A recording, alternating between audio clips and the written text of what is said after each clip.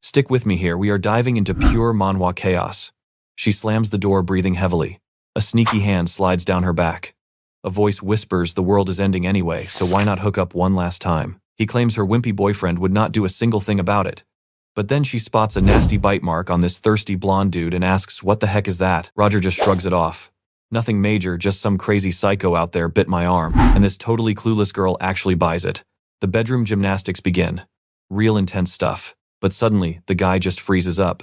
Zero stamina. She asks why he stopped moving. Well, the absolute most obvious thing just happened. He went full zombie and is ready for a different snack.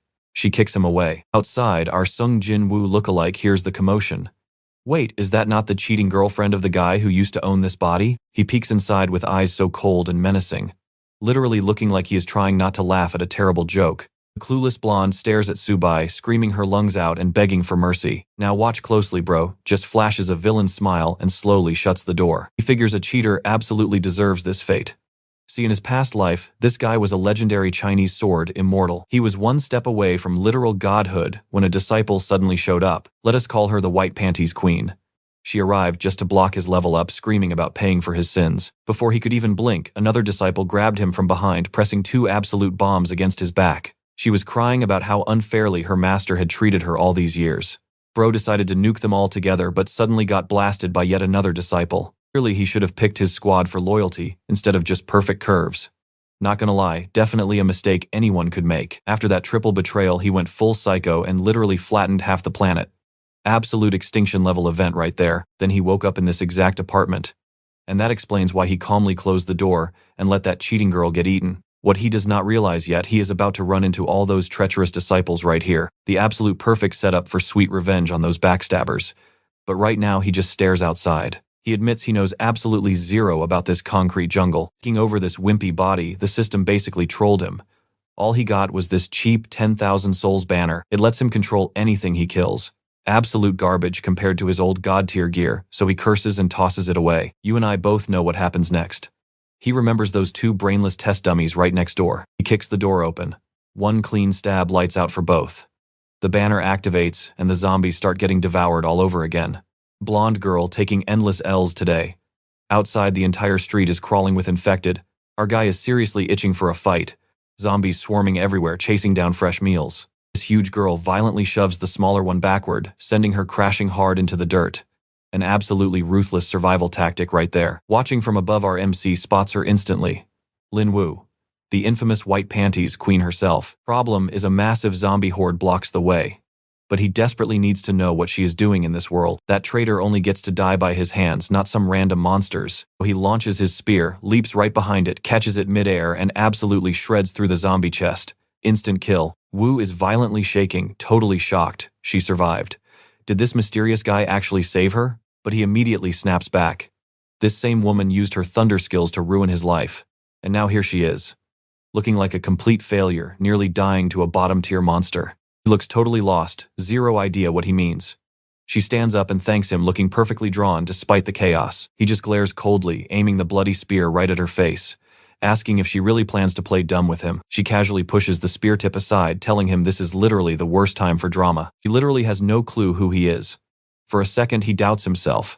But looking closely at those familiar curves, no, it is 100% her. He knows her way too well. He is absolutely going to uncover the truth. Suddenly, his stomach growls loud. She mentions a spot with food. He hesitates.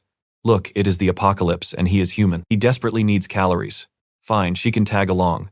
But she grabs his arm, yelling to hurry. So, what do you and I make of this? They are basically running around a playground, completely ignoring the literal zombie apocalypse. Alright, stick with me. We are jumping into a wild revenge plot. She betrayed him, and oh, she will pay. Outside the market, she claims everything happened so fast, she never even got his name. He starts realizing she genuinely seems clueless. He drops his name secretly, vowing to himself that she is absolutely not leaving his side. Time for maximum suffering. She walks up and casually opens the door, but surprise, the place is completely packed with the undead. She absolutely freezes, asking why there are so many monsters inside. Hilariously, right in the middle of this nightmare, one zombie is literally trying to sell them a phone SIM card for 50% off. The monster slowly stands up, frantically waving its arms and scratching around to terrify them, but our guy, he is just smiling. Wu clings to his arm, begging him to run away immediately. But he needs sacrifices to upgrade his banner to level 2. This is the absolute perfect chance to test his gear. The banner flies out, summoning the 2 zombies he just killed. Now his loyal slaves, they charge in, biting enemy zombies right in the neck. Zombie versus zombie, they even have team combos. A blue monster lunges straight for the blonde zombie. He dodges, lands a clean back kick, knocking it toward the zombie girl, and she completely blows it up mid-air. Now pay attention here because things get messy. A huge red mutant leaps in with giant claws, completely wrecking his undead team. Low on spiritual energy, he scrapes together whatever he has left, resummons his broken slaves, and throws them right back in. This time, the blonde goes first. He stabs empty air, but it creates the perfect opening for his partner to latch onto the mutant's back. Our guy activates a chain spell. She bites the giant creature's neck, dropping it instantly. He casually walks up and activates the spiritual link. Glowing chains completely surround the mutant. He lifts it, yanking the core out.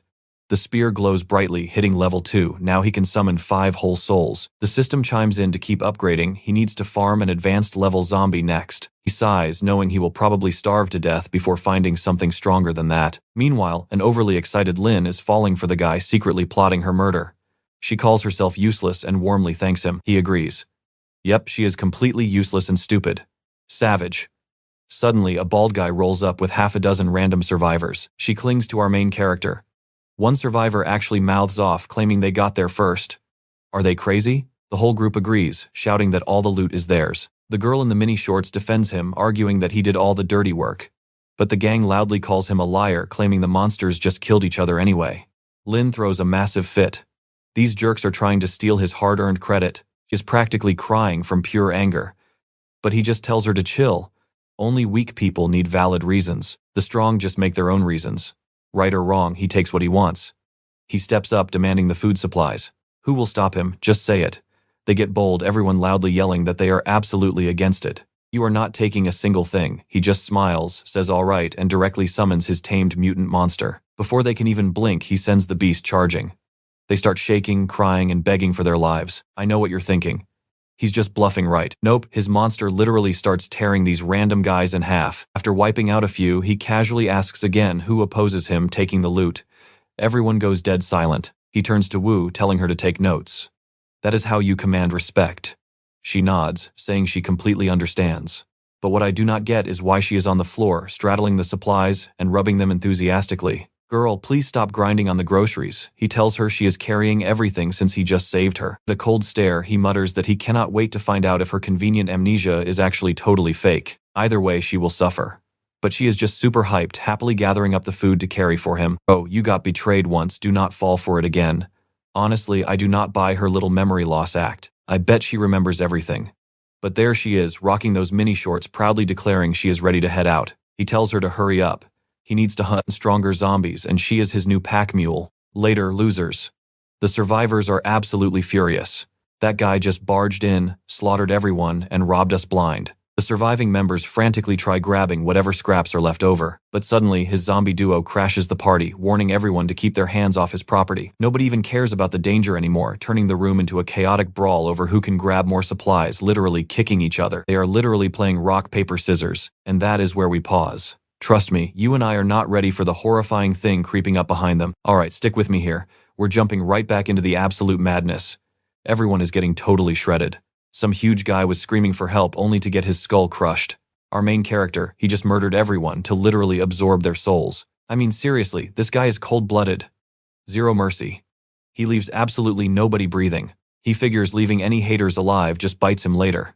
The only problem, he's still way too weak right now, so he must stay totally low-key. Meanwhile, the girl beside him looks like a complete mess. Just totally drenched in sweat. Man, she is completely exhausted. Yeah, I'm basically just pointing that out to give you an excuse to stare at the screen. Anyway, moving right along, she is clearly super annoyed because our guy is speedwalking way too fast. Honestly, if she slows down, he is definitely going to ditch her. She just awkwardly laughs, claiming she knows he wouldn't actually want to leave her behind. She's totally testing him right now. He looks back and asks why she's so perfectly sure. They are practically strangers, so why wouldn't he? She smirks, says she has premium intel on a massive, super strong zombie. She knows he loves that kind of stuff. And yeah, he totally does. He instantly demands to know the location. He explains she skipped campus today because some freaky monster showed up, smelled completely awful, and gave off super dangerous vibes. She puts her hands together, practically begging him to trust her. Meanwhile, he reads her expression. Nope, she is not lying, and since he desperately needs a strong monster to evolve, it is definitely worth checking. Now watch closely. The university is packed with zombies, and our scaredy cat is right there. Our guy tries speaking, but she instantly shushes him. She whispers that the monsters have great hearing.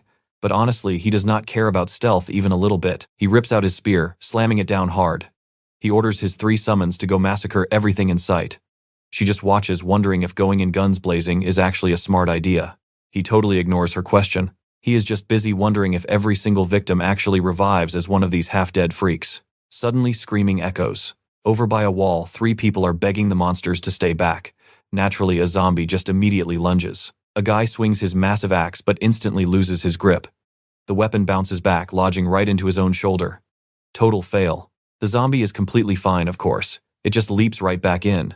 Bam! Someone blocks it, crushing the zombie's skull. The leader starts screaming for his team to fall back so they can actually regroup. These monsters are way out of their league. Wang Chu recognizes them as Gu Ying and Lin Xuan. Why the heck are they here? Our guy shrugs. Why does that matter? Did she really expect him to play hero? She suddenly grabs his hand, sprinting away.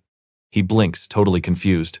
Wait, no rescue mission. She admits she is too weak to save them.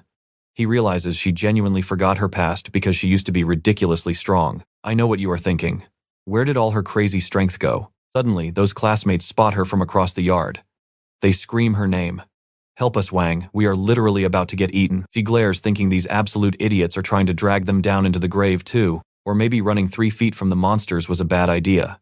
Lin apologizes to our guy, claiming this whole mess is her fault. She is seriously ruining his vibe. Annoyed, he draws his spear and calls his 3 summons. Horde swarms in, slashing and biting wildly. There are so many that his monsters literally start getting swarmed like a zombie movie. One gets bitten in the neck and it's gone. Down to 2. He realizes he must thin the herd before he can summon more. But first, they desperately need an opening to escape. He quickly asks Wang Chu for something loud. She blinks, thinks for a second, and holds up her cell phone. He looks totally confused. But the second she hits play and loud music blasts, oh, he gets it. She chucks it over the zombie mob, instantly grabbing all their attention.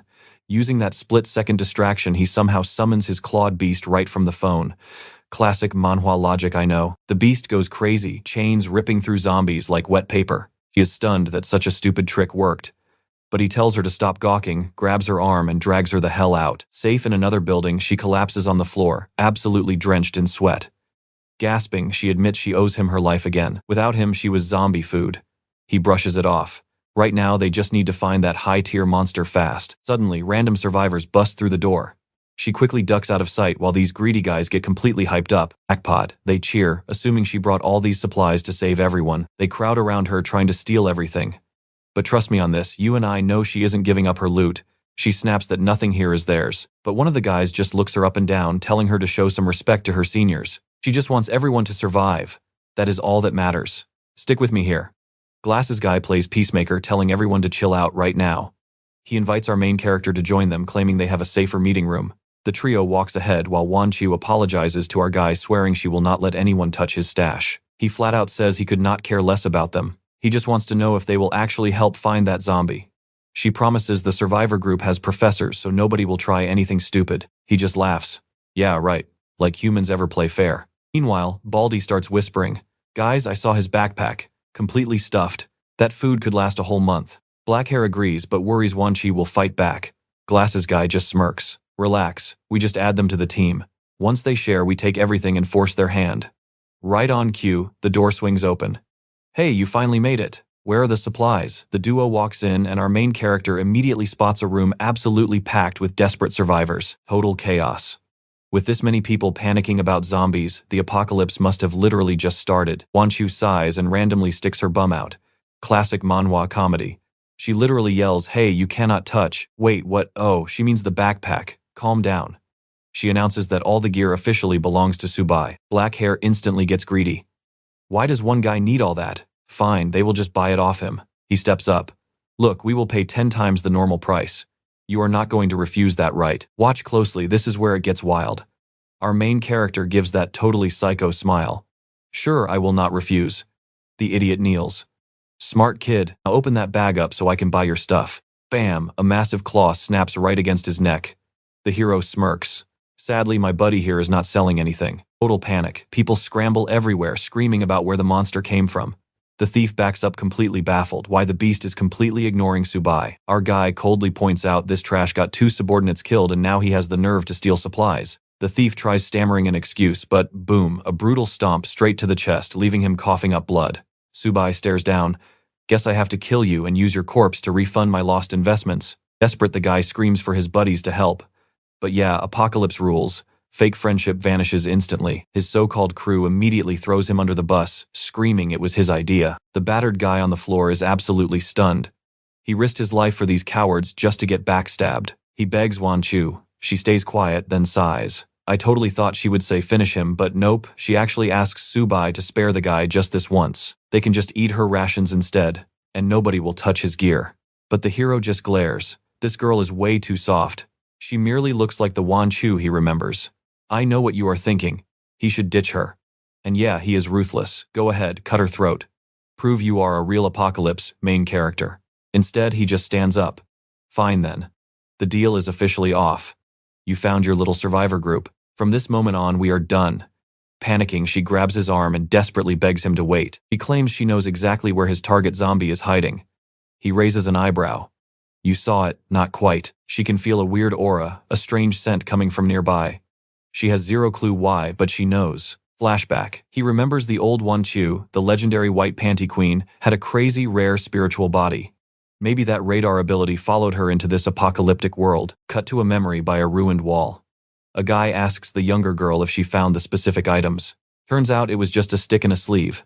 Su Bai asks where Lin found those. He clasps her hands together, proudly claiming she was basically born with an elite tracking ability. From today onward, she pledges to be his ultimate sword. He gently pats her shoulder. All right, fine, you can be my second disciple. With her spiritual body, her potential is completely off the charts. She might even surpass him. She blushes, saying she would never dare. She literally just wants to serve him and make his daily life easier. He stares at her like, are you serious? Lifting her chin, he smirks. So are you just calling me senior? She immediately whispers, Master. And yeah, what happens next in that temple stays in that temple. Snapping back to reality, he is absolutely fuming. How on earth did this incredible disciple lose all of her memories? So what do you and I take from this? Simple. She can still be killed. Time to turn this pretty disciple into a soul banner. He is literally debating sending her to the afterlife when suddenly she grabs his hand, begging him to just trust her. Stick with me. You and I are about to watch a monster approach while our guy just laughs at the pure irony. He actually needs her right now. If her body has that special trait, she is the ultimate monster radar. Sure, that is totally why you need her body, weirdo. Outside, a massive crocodile starts talking, sensing a huge spike of spiritual energy. Those lower-level monsters were complete trash anyway. Bam! It bursts through the wall, sending everyone into pure panic. Our main character instantly recognizes the target. A half-human, half-snake mutant crashes straight into the room and immediately starts snatching up random victims. The crowd scrambles in terror, but our guy doesn't even flinch. Wan Yu confirms this is exactly what she sensed. But here is the crazy part, it actually has spiritual energy. He thinks that makes zero sense. How could spiritual energy even exist in a monster from this world? The mutant literally says it can smell the power. Man, enough about the energy. This snake is ready to feast. It grabs the closest human and gets ready to swallow the poor guy entirely whole. Suddenly, the young teacher begs for help. She promises they will do absolutely anything he asks. He coldly asks why he should even care if they live. Desperate, she offers cash. She will literally pay him to be their bodyguard. Hard pass.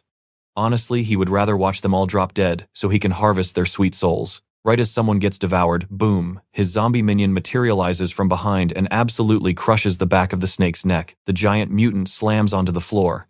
The blonde zombie immediately mounts its back to finish the job. Now, pay attention here. The snake actually twists its entire body around in a full 360. It whips out its long tongue and binds the zombie tight. Instantly, the beast figures out who holds the real spiritual power. The scent was completely overwhelming. But out of nowhere, the blonde zombie delivers a brutal knee straight to the monster's jaw. Su Bai hasn't even lifted a finger yet. But since the mutant is charging straight at him, waiting for everyone else to die is officially off the table. The guy is fearless, sure. But fighting a beast like this in his current life is going to be incredibly difficult. However, draining everyone's life force would give him a massive power boost. He bluntly warns them he cannot save them all. Want to live? Just join his undead army, otherwise he is walking away right now and leaving them all to get eaten. Shockingly, no one takes that terrible deal, so he just starts walking away. Lin hesitates, but the teacher steps up, offering herself in exchange. Our guy just stares, but his eyes lock onto something insane. He reaches right out, grabs her glowing necklace, and demands to know exactly where she found it. He explains her dad accidentally discovered it ages ago. Seeing his intense reaction, she quickly takes it off and hands it over, saying it is officially his. Her only condition: just keep these students alive. You and I both know what this is, an immortal realm stone, but how on earth did a high-tier item end up here? It is definitely not a coincidence that he and Wanyu ended up together. There is a solid chance more female disciples are hiding nearby. Ding. The system confirms it is a spirit stone and asks if he wants to absorb it immediately. This means a massive power-up, letting him control way stronger monsters. That random necklace was an absolutely incredible find. Deal accepted. He tells the terrified teacher they can all hide right there. The giant snake is absolutely furious because it wanted that stone. It thought all that juicy energy came from the kid or the girl. The boss monster charges in, but our guy just sits down to absorb the stone, ordering his blonde zombie to hold the line. The zombie attacks, slashing its neck and stomach, but then gets its arm completely crushed. Blasted into the ceiling, the snake looks back and realizes the kid's aura is spiking incredibly fast. A major breakthrough is happening. Desperate to stop it, the snake lands a devastating punch, sending the zombie flying across the room. With the kid totally wide open, the snake lunges in for the absolute fatal strike. Suddenly, the protagonist completely freezes the monster just by whispering that it is too loud. Time to pay up. His banner needs a beast sacrifice, and this snake is the perfect offering. The mutant starts shaking and he mockingly asks what is wrong. Out of nowhere, the zombie that got launched earlier rushes back and grabs the terrified snake by its throat. The zombie just evolved to the next tier. Our guy instantly gives the ultimate order kill. 5 claws pierce its chest. The snake thrashes around, gets slammed into the ceiling and violently tossed aside. Barely hanging onto the edge of the building, the snake pulls itself up, admitting it completely underestimated this crazy kid. But that is where we leave it. Trust me, this sneaky snake didn't show up here unprepared. Stick with me, you and I are watching this black-haired dude pierce his friends right through the chest. The survivors turn around totally confused.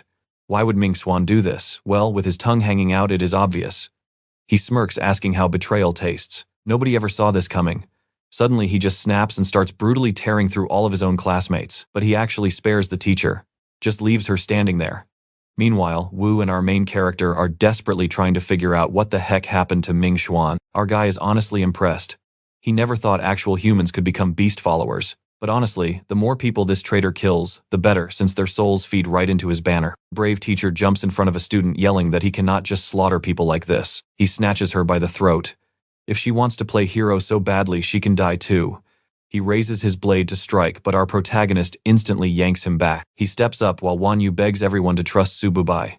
He needs the teacher alive, mostly because he has to know exactly where she found that special stone. He rips out the banner and commands the dead souls to rise. Ming Xuan just stands there totally clueless about what is happening, but seeing our boy power up, the traitor charges forward to help his snake master. Su Bai simply frowns, points his weapon forward and commands his zombie to finish this guy off. Suddenly, creatures completely swarm him, grabbing, holding, and biting. He screams in terror, asking why they turned against him. Well, he did kill everyone. The protagonist just chills. Meanwhile, the snake boss recognizes the 10,000 souls banner and laughs, asking if he seriously plans to use trash like that. Watch closely, you and I are about to see something wild. He summons his crew, daring that boss to test his trash weapon. The human-turned-snake is now desperately running around, begging for help, while the big boss is just wondering why its luck is so absolutely terrible today. Even the stupid puppet it signed a contract with is completely useless. Since this kid powered up, running away is probably the smartest move right now. Ming Xuan stumbles closer, but the boss just grabs him by the leg. Telling the idiot to buy some time, it literally tosses him backward. He slams hard into the wall. The boss immediately turns around to bail, admitting that things are looking pretty bad right now. But obviously, our main character is not letting that happen, commanding his zombies to strike the retreating boss. Instantly, the blonde zombie attacks from behind, slamming the monster down. The entire building crumbles into pieces, tossing them right out into the open street. His stone zombie drops down hard. Thick rock spikes shoot out, completely pinning the lizard snake down to the pavement by all 4 of its limbs. While Wanyu cheers that they are going to win, the pinned snake hisses at them to keep on dreaming. It refuses to die here. Suddenly, it shifts into a tiny snake and slithers away. Back inside, Ming Xuan screams for backup, but it is way too late. A former classmate stands over him, cracking his knuckles, promising brutal payback for everything he did. The absolute idiot still tries acting tough, threatening to bite anyone who dares to step closer. But honestly, he just gets completely stomped out. Meanwhile, the girls are panicking that the monster actually escaped. Su Bai stays totally calm. Sure, it ran, but it cannot hide from his insane perception. He glares directly at his sliding target. It transforms back. You and I thought it escaped, right? It just curses its terrible luck and moves on. It thinks it is finally safe. Suddenly, a cold voice asks where it thinks it is going. It is the protagonist casually asking if it is really running away. The snake is stunned, demanding to know how a beginner realm kid found it. How on earth is his tracking that good? Our guy does not even bother answering, he just commands his undead to rush in and grab it. The stone zombie perfectly pins it to the wall with brutal spikes on all 4 limbs, while the blonde one jumps in and delivers a crushing strike straight into the middle of its neck. He smirks, saying he wants to see this thing try running away now. The snake shrieks in absolute rage, vowing they won't survive because it is about to fight incredibly dirty. It literally pops out a dark shadow clone technique. Swarms of tiny green snakes rush him, but he sighs that this bastard never quits. Without hesitating, he stabs one of the illusions, except it was obviously the real body. The defeated snake screams, begging to know how his perception is this broken. But again, he simply refuses to answer. This boss is only breathing because it is still useful. He triggers the banner's dark restriction, and heavy chains instantly wrap tightly around the beast. Refusing to lose, the snake screams that if it dies, this kid is coming with it. Su Bai refuses to let it sacrifice its soul. He activates his divine image, and the terrifying power of an actual god makes the creature freeze. It finally realizes that the kid standing right there is the reincarnation of a supreme ancient ancestor. It frantically begs for mercy, but it is game over. A system alert suddenly congratulates him for eliminating an advanced beast. He hits a brand new realm. 10 beasts under control. Trust me, you and I are going to love what happens next. Alright, you and I are back. One hand in his pocket, our shameless guy drops a major spear flex. Since he has this artifact, he can literally build an army. He just casually tosses it up. Back at the building, the teacher asks Wongu how she met him. Wongu admits she has no clue, but she totally felt deja vu seeing him. Right on cue, our protagonist strolls into the room and she happily runs over to greet him. He instantly tells her to back off. He is way too Sigma for that nonsense. Whipping the magic stone from his pocket, he demands the teacher reveal where the others are. She just repeats her previous answer. That stone belongs to her dad, and she honestly has zero clue where he found it. He has to ask him directly. He barks at her to spill the info, but she insists on a second deal if he really wants to meet him. She last spoke to her dad 3 days ago. He was trapped somewhere desperately awaiting rescue. To get that location, he must promise to save those survivors. He immediately spots she is totally using him as a rescuer. But hey, free loot is free loot. He agrees, saying he will tag along. Now watch closely. He warns her that if she is lying, her dad and everyone else are going to instantly die. Realizing he is dead serious, she confirms her father is really there. She orders everyone up because they are leaving with Su Bai. Survivors stand up looking miserable over their dead friends. Some weep, others secretly celebrate. Pulling out his staff, our guy declares no one gets wasted. Spectral chains lash onto everyone's necks, violently ripping their souls out. Just like that, he takes absolute control of 10 souls. Looking at the surviving kids, it is 4 girls and 1 idiot, saving us from a total harem cliché. The teacher questions the bodies. He bluntly states he did the most logical thing, maximizing efficiency by turning them into his personal meat puppets. Nobody dares argue. They just nervously thank him, terrified they might be next. Walking through the ruined streets, they praise him, admitting they would have been monster food or starved to death without his intervention. Our MC totally ignores them. He is just hyped that his recent evolution granted him a massive perception buff. Now capable of higher-level magic, he plunges deep into his sea of consciousness to hunt for a specific item. He summons something and stares at his hand. Wongu looks super confused. Is that the sword from her past life? Reaching out for the weird blade, she mutters that it feels crazy, nostalgic, and familiar. He just silently watches, realizing her past memories are bleeding through. For him, that is absolute perfection. You and I both know this guy is insane. He actually wants her remembering so he can slaughter her. Eager to see her next move, he chucks the sword onto the floor. Since she feels that deja vu, she can keep it. Highly confused, she points at herself and asks why he is gifting her a weapon. Does he want her hunting monsters? He snaps back. Does she expect him to babysit her forever? Honestly, this girl must have terrible knees because she cannot pick anything up without awkwardly sticking her butt out. Classic Manhwa logic. But the very second her fingers graze that hilt, all her past life memories flood back instantly, remembering how she was his servant and everything he did for her. The protagonist looks absolutely furious. He knows she remembers. Startled, she accidentally calls him master. It is confusing because she totally freaks out and collapses like a moron. But everything is going exactly to his plan. Instead of an instant kill, the massive serpent tightly coils around her, leaving everyone stunned. The teacher frantically tries to intervene but fails. The girl gets brutally crushed, gasping for air. While the teacher wrestles the snake, the protagonist casually crouches down, taps his spear, and asks if she remembers now. She completely plays dumb. Remember what exactly, Su Bai? What are you even talking about? The teacher cries that she is a good kid. Lady, calm down. Our protagonist is genuinely confused here. He clearly sensed her memories return, yet her total confusion does not look fake at all. Did she recover them and instantly lose them again? Deciding to investigate it himself, he activates Soul Search.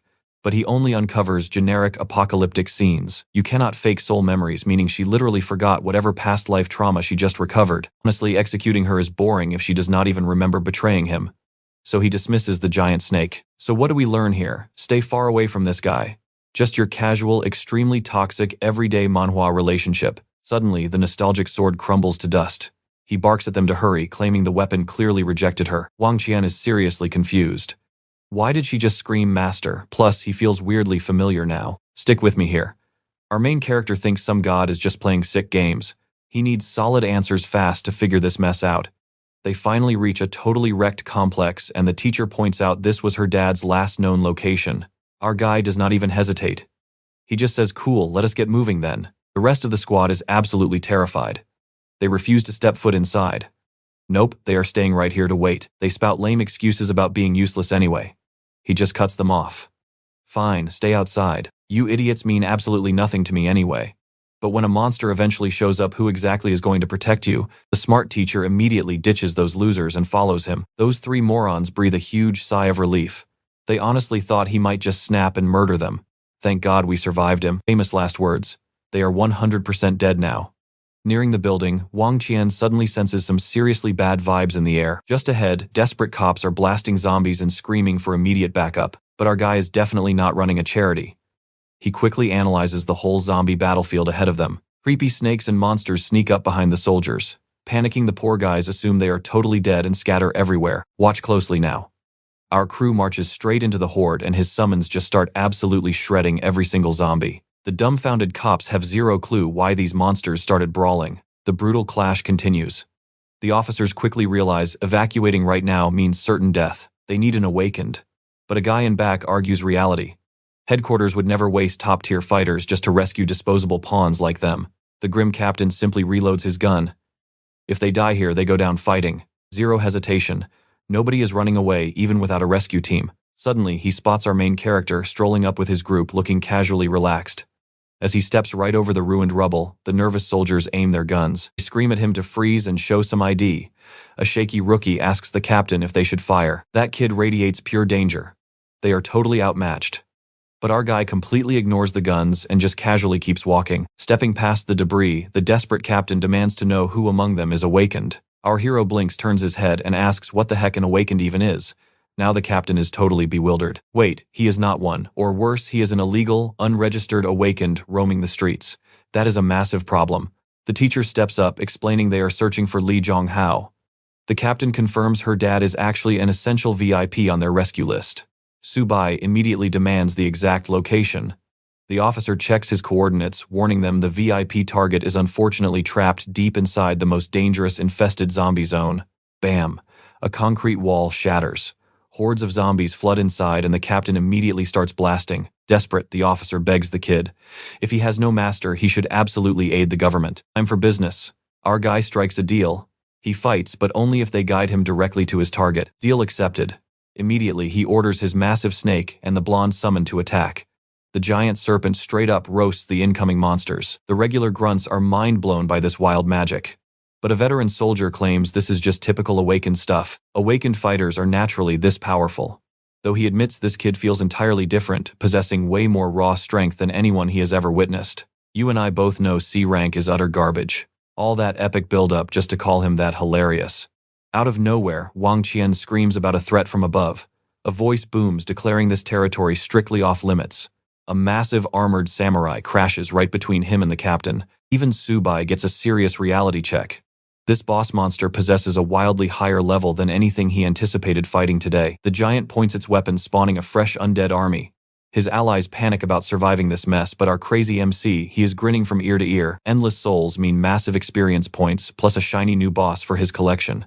He orders the girls back. This giant samurai is his new personal prey. The ultimate plan. Creating an unstoppable army of smart, independent monsters.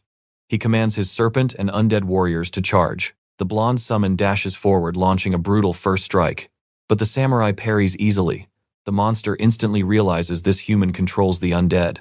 That specific ability is completely broken and super dangerous. It decides to assassinate him immediately. The samurai goes full offensive, unleashing heavy attacks, making our hero realize this boss is packing some extremely terrifying combat stats. Seriously, where did a high-tier undead like this originate? Scene shifts. A shadowy guy spies from afar, reporting this easy prey to his boss. Trust me, you want to see what happens next. Alright, stick with me on this one. A purple shadow suddenly appears, tracking an undead controlling cultivator, and instantly orders a hit on our boy. Back to the action. That massive skeleton charges in to crush the girls, but our main character literally latches right onto it. He just stands there, eyes completely shut, thinking this giant bonehead is way too arrogant if it actually believes it can stop him. He draws his weapon, effortlessly blocks the massive strike, and leaves the monster completely stunned. Suddenly, a massive divine avatar materializes above them. Realizing it is outmatched, the skeleton tries to make a run for it. Oh no, get back here. Our guy asks where this fool thinks he is going, immediately activating the phoenix cry. The blazing bird shoots forward, blasting a clean hole right through its chest. Everyone is absolutely speechless. He just summoned a literal phoenix. He deploys his banner, sending heavy chains, wrapping tightly around the skeleton. Boom, system message, commander-level creature successfully defeated. This thing was definitely boss tier, because it instantly transforms into a summon he can control. As the girls rush to check on him, a voice echoes. He did not even realize his spear could actually talk now. Oh wait, the defeated skeleton spirit just bonded with the spear, and it is already pumping raw energy right back into his body. He simply smiles. He obviously loved that massive power boost. That is exactly what he says. He genuinely thanks the monster for the free spiritual energy. Creature swears loyalty on the spot. Seeing the kid's insane power level, it knows sticking with him is a guaranteed ticket back to the top. As long as it serves faithfully, it will resurrect stronger than ever before. Lena nervously asks if he is alright, spotting a fresh red mark right at the corner of his mouth. But honestly, she is completely terrified too. I mean, just minutes ago, he randomly tried to wipe her out. Let's pause for a second. We both know how he is, people are talking, but he's totally zoned out, ignoring everyone while plotting his next move. Right now, he only cares about one thing, finding those spirit stones, and fast. He does not skip a beat, demanding the cops take him to How immediately. Seriously though, looking at the sky, does the sun ever actually set in this world? Have we not been stuck on this exact same day for 15 chapters without him catching any sleep, or am I just going crazy? More ragged undead start stumbling forward, so our guy just summons his new skeleton pet to handle the trash. The bone giant roars, ordering the horde to bow before their master. Instantly, every single monster drops. The cops are absolutely stunned. This one student just soloed hundreds of monsters. He is clearly built entirely different, and now the teacher is extremely curious. Power like that screams hero material. Suddenly, the scene shifts to a traditional Japanese temple. An old man sits inside, demanding to know what happened. A floating holographic window shows the Netherbone's humiliating defeat. A subordinate assures him the intel is solid. It is completely real, and they even brought the video evidence. Boss watches the footage of the divine avatar and the blazing phoenix, realizing the master has arrived in this world too. I know what you were thinking.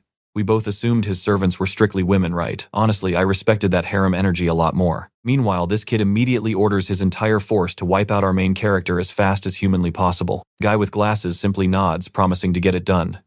Cut to the next scene, a massive monster horde marching straight for the building. Inside, a room full of corporate suits is just now getting reports about some absolute madman forcing monsters to bow. Our group is slowly closing in, but suddenly, a weird object drops right from the sky. Some bizarre spinning top crashes down.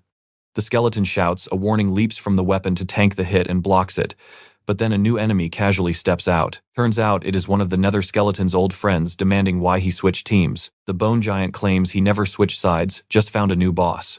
Bro, that is literally the exact definition of switching sides. Old Yin tells the idiot to get out of the way.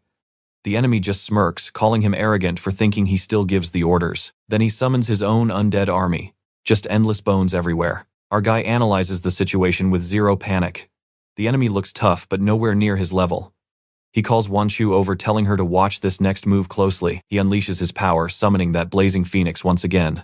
Wanshu watches intently, but admits she feels absolutely nothing. Wait, was that supposed to trigger a memory? The majestic bird detonates overhead, completely paralyzing the entire undead army. Our hero calls out for Old Yin. Yeah, that is the skeleton's new name, ordering him to end this. Thrilled by the chance for payback, Old Yin thanks his master and charges. He delivers a brutal strike to the head, sending the enemy skull flying. Just like that, the system dishes out more sweet experience points for destroying another commander. Classic rookie mistake, they try to kill him but just end up feeding his experience bar. He lets the skeleton keep the enemy body, proving again he drains everything useful. You and I know everyone here drains their enemies dry. Stick with me here. The suits upstairs cheer for a rescue, but then bam, a giant paw slams the window, dragging the whole building. A massive headless beast sits up there. Even the skeleton warns our MC that this thing is bursting with wild spiritual energy. Looks like this freaky bone bird already wiped out another awakened squad. The giant old guy declares it is game over, claiming everyone is dead meat. Super motivating while fighting for survival, right? The artist definitely drew him with extra care, so he has to be the teacher's dad. Meanwhile, Four Eyes watches from afar, muttering about how the boss wants the kid dead. He knows the boss doubts him, so he is dead set on proving his worth. He wants to show his true power. The bird shrieks that they are all dinner, and get this, it has skills. It spawns 6 colored elemental clones and releases a massive deafening screech. Everyone's eardrums shatter. Total chaos. Nobody can even stand straight. Our MC feels no pain, but notices his spiritual energy is totally locked down. He orders the skeleton to break the spell. The skeleton charges, but the bird blocks with its claws and fires back a feather storm. A purple clone lunges right at the MC. He grabs his sword for a clean slice, but the bird dodges perfectly. Insane choreography. It drops a sneaky low attack. He barely dodges, but takes a hit to the arm. Now, pay attention to this. His speed is totally suppressed and he is furious. This oversized chicken is giving him serious trouble, but it is only a matter of time. He just needs to shut that loudmouth bird up for good. He summons the whole squad and chaos erupts. The snake gets grabbed, then the blonde kid gets snatched. Another bird flanks them. Our MC slips up, nearly taking a brutal backstab. Then the skeleton busts out a genius taunt, mocking the bird for running away and doing 0 damage. Dumb bird takes the bait. It charges, slamming a massive paw into the skeleton. The girls stay frozen. Four Eyes is super confused up there. The boss wants this kid dead, but he looks like total trash right now. If he is that weak, he will just torture him slowly. Down below, the pessimistic grandpa speaks. He wants the MC to surrender too. He literally says, "Give up, kid." He says there is 0 chance of winning. Take his girl Jinga and run far away. Like any classic protagonist, our boy wonders, I finally used that secret technique. Bam!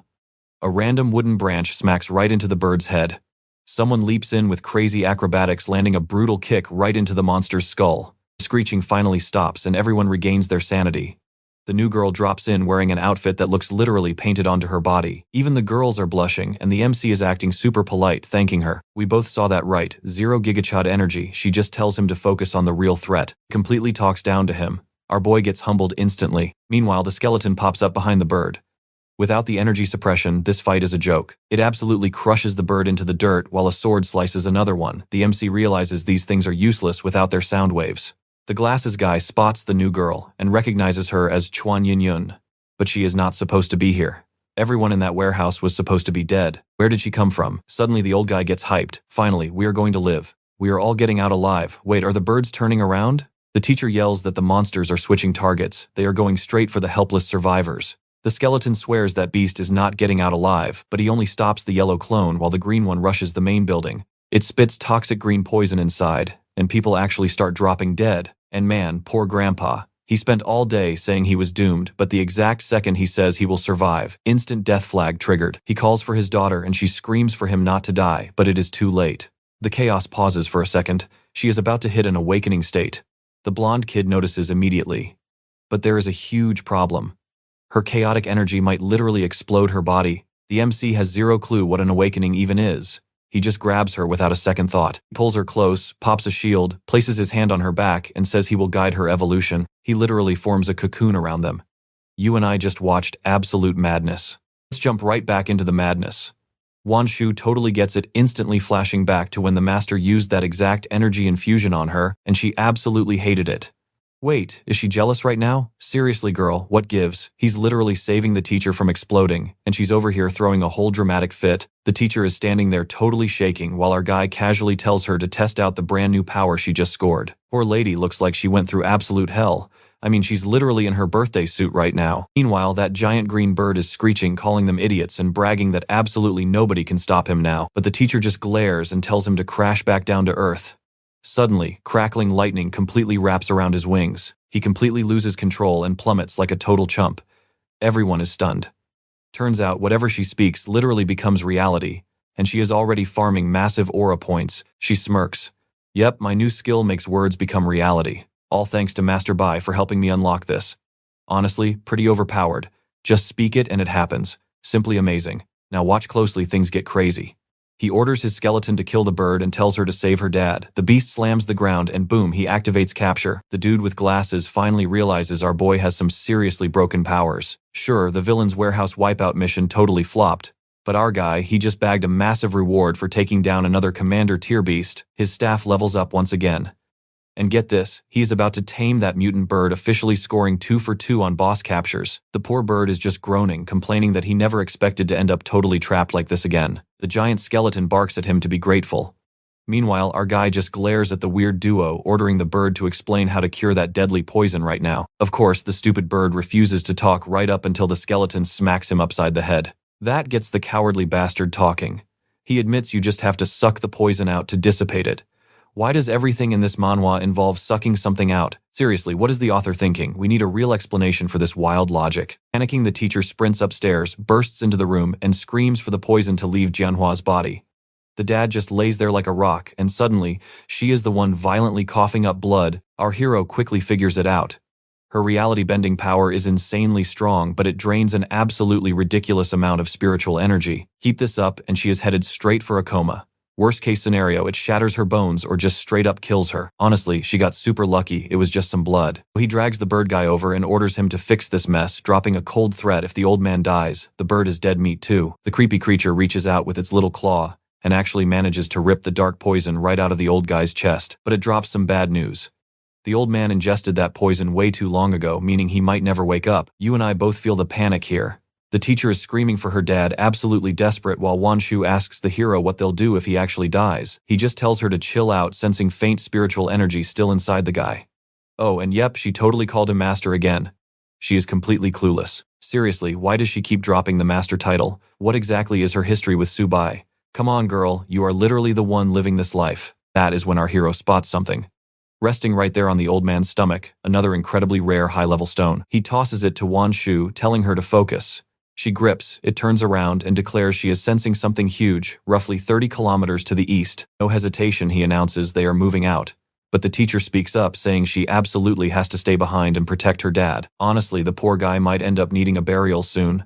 But suddenly, Chuanyan steps up, blocking the kid and ordering him to halt. Wait a second.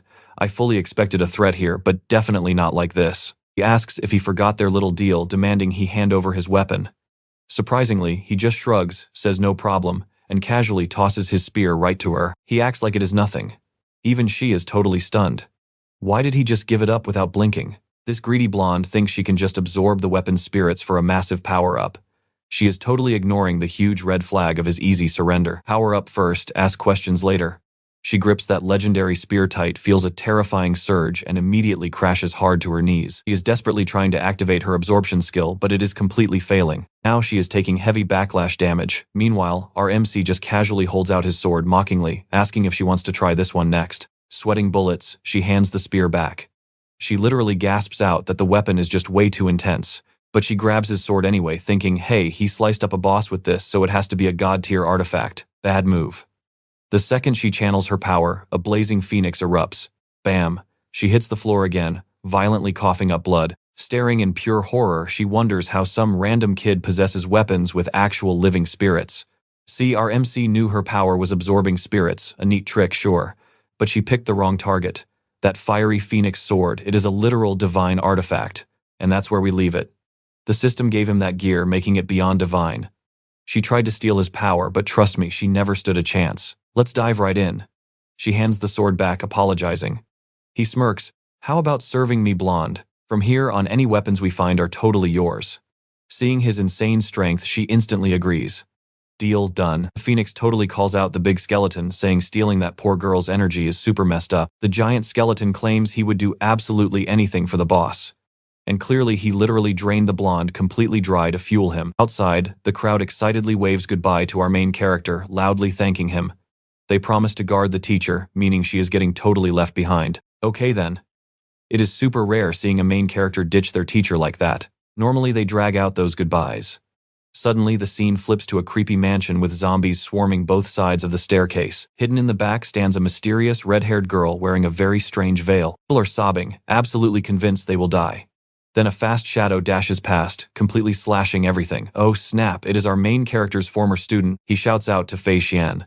Her panicked father asks if she recognizes him. She almost says no, but he casually walks right up, touches her forehead, and claims she is actually his precious little younger sister. So they were definitely both students of the main character.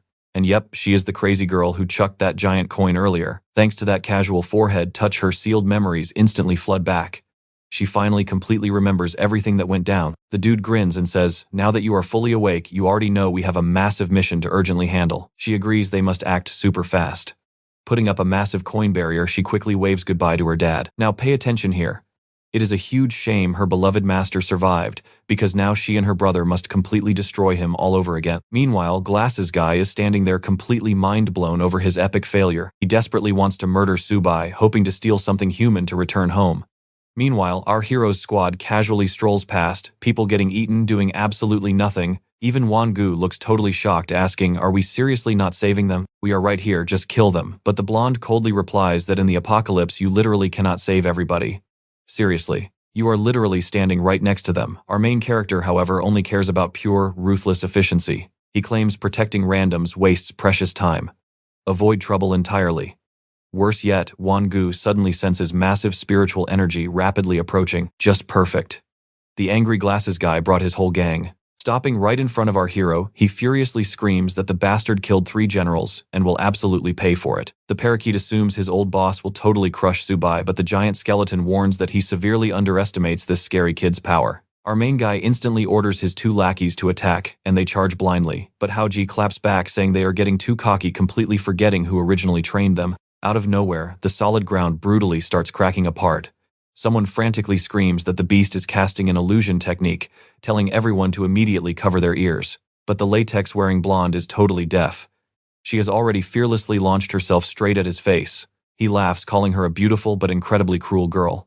One single glare, and she collapses awkwardly. Suddenly she starts bawling, desperately crying out for her mom. Our guy just casually asks the staff-wielding elder if he can create illusions like that. Let's pause and take this in. The skeleton reveals this bizarre horse guy is literally built out of mind control domains. His creepy voice, his glowing eyes, every single cell and pore was literally engineered for total control. Our hero casually admits mind control is impressive, but blocking it is a total joke. A rapid hand sign later, he instantly throws up a solid barrier. He shuts down all bodily perception. The confused enemy yells, "How can you even fight like that?" The main character just blasts a massive flame attack, telling the absolute idiot to worry about himself. The fiery strike looks like a perfect hit, but seeing our hero's annoyed face and the villain still violently talking trash, it clearly did absolutely 0 damage. He angrily orders the skeletons to attack. Instantly, our crew is trapped by a dizzying gang spinning wild circles around them. Like always, the terrified women are tightly clinging to each other. They keep grabbing each other every 2 seconds. Meanwhile, the skeleton frantically warns our hero they are trapped deep inside his domain, totally unable to escape the terrifying mind control. Suddenly, we cut to the cultivation realm, showing our guy literally staring down from above. Let us just say that. The horse villain laughs maniacally, bragging, "Su Bai finally failed." He desperately wants to see inside his personal illusion. Looks like our hero is watching Su Bai train his students, and he completely freezes, recognizing Su Bai's student as his own master. He instantly puts it together. Wait, if my master taught Su Bai, then who the heck is Su Bai? Inside the illusion, Su Bai actually speaks to him. He asks if he is bored. He was Yi's lackey. Our guy is stunned. Trust me, you and I need to see what comes next. Stick with me here. How does an illusion have actual awareness? Illusion, Su Bai just draws his blade. Third flame phoenix cry slash. He literally splits him in half. We snap back to reality, and our main character casually explains he was not aiming for his actual body. He sliced the illusion itself. Now he realizes this absolute trash belonged to Yunbei. Our main character puts it together. Another guy he raised like a son is currently trying to backstab him. 2 skeleton summons charge in. Our hero blocks, and this coward tries using the distraction to run. Sliding back, he whips out a fan, loudly bragging about how he will conquer this entire apocalypse, and not just by relying on his cheap illusion tricks either. He launches a deadly technique, swearing it will end our hero. But the main character just reminds his big skeleton about the enemy's fatal flaw. He preps his stance, ordering the creature to strike directly at his soul consciousness. Fanboy shoots out, Spikes yelling at our guy to go train. But the giant skeleton casually blocks it all. The bird easily dodges, and Cross Eyes finally realizes he is absolutely cooked. Those 2 undead generals box him in. 0 escape route. He screams, asking why they betrayed him. The skeleton literally just replies, "Because we get 6 meals a day now," which is a huge upgrade.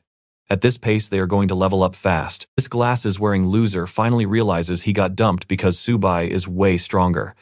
Still, he tosses his sticks, claiming his overpowered treasures make him completely invincible to everyone. Now watch this closely. He gets distracted, and Latex Girl strikes from behind. She slaps his hand, knocking the fan away as he faceplants. And man, she is drawn like a literal supermodel poster. Seriously, the artist needs to chill out. She smacks the fan against her chest and suddenly starts violently convulsing. Came out of absolutely nowhere, giving me a jump scare. The fan hits the floor and he desperately grabs it. Dead silence. It is broken. Yup, she completely drained its energy and finished him off with a brutal kick. Still trembling, she turns around telling the main character the job is finished. She drained the treasure, so the rest is a breeze. The skeleton and bird tag team him, pinning him down. Now they are literally about to eat his soul. What even is this? A pure soul-munching squad. They eat souls, weapons, spirits, they just take everything. Nothing of this kid will remain. The demons start bickering over who gets the meal, so our main character just tells them to split him 50-50. They thank the boss. Right before swallowing his soul, they ask how Su Bai even figured out this loser's fatal weakness. They are completely clueless, but they know following Su Bai is the smartest move. Both of them happily slurp up whatever remains of the guy. Instantly celebrating, they yell about the insane energy rush. They are literally evolving again. Refining that sweet energy, they funnel a chunk back to our hero, pushing him to a higher tier. The banner levels up to 5, giving him control over 30 more demons. Our guy notes he can finally enter his sea of consciousness again. Reaching inside, he feels something unbelievable. You and I both know this is nerve-wracking. Hard cut to a dark cave. A girl asks her senior brother if they found the right spot, sensing ridiculously thick energy deep inside. These are his traitor disciples. The guy senses that Glass's loser just died completely. He mutters that their old master is still terrifyingly strong. Pushing deeper inside, they stumble upon a glowing spring. The girl freaks out over the ridiculous energy. Just one day of training here guarantees a crazy evolution. But suddenly she glances back, sensing heavy footsteps lingering outside. He tells her to chill, reminding her that his illusion skills are absolutely top tier. Outside, angry voices yell about stolen spirit stones, claiming the thief is begging for death. And yep, it is our main character rolling up with the squad. His youngest summon easily senses all the raw energy gathering here. The girl in shorts spots empty holes in the wall, realizing spirit stones were taken. Knowing the math, our hero is totally convinced a massive spirit source is hidden nearby. The body paint girl is completely confused. What even is a spirit source? She is clueless, but seeing his hyped reaction, it must be legendary loot. Meanwhile, the staff spirit starts freaking out. Marching further into the cave, they casually bump into 2 random guys brawling over a staff. Body paint girl recognizes them. They are Steel Arm and Bronze Leg, 2 early awakeners. Rumor says one dude's arm and the other's leg are basically indestructible, like tanking a direct rocket explosion level of tough. Our guy wonders if their power level outranks his. Wanu just points down, asking if they are fighting over that specific staff. It literally looks like a pathetic twig. But the latex blonde firmly believes it is covered by an illusion. Some weird energy is messing with this area. Wu agrees, sniffing the air, catching a scent that is both totally weird and strangely familiar. Our hero knows the truth. In her past life, she lived right next to energy springs, so one has to be super close. That is where we leave it. She tracked him, so it is the snake disciple. Alright, stick with me. These 2 idiots just realized there is an audience, so they decide to take us out first. They charge right in, but the latex girl steps up. She says they do not even deserve to face the main character. She jumps straight into the chaos, trading heavy blows. The staff swings hard, but he literally catches it barehanded. He recognizes her as the Weapon King. Sadly, her skills are totally useless here. Boom, one punch and it shatters.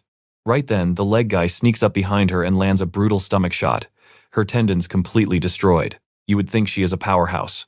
Nope, just another damsel waiting for our hero to save her and farm points. He sends in the skeleton and the bird.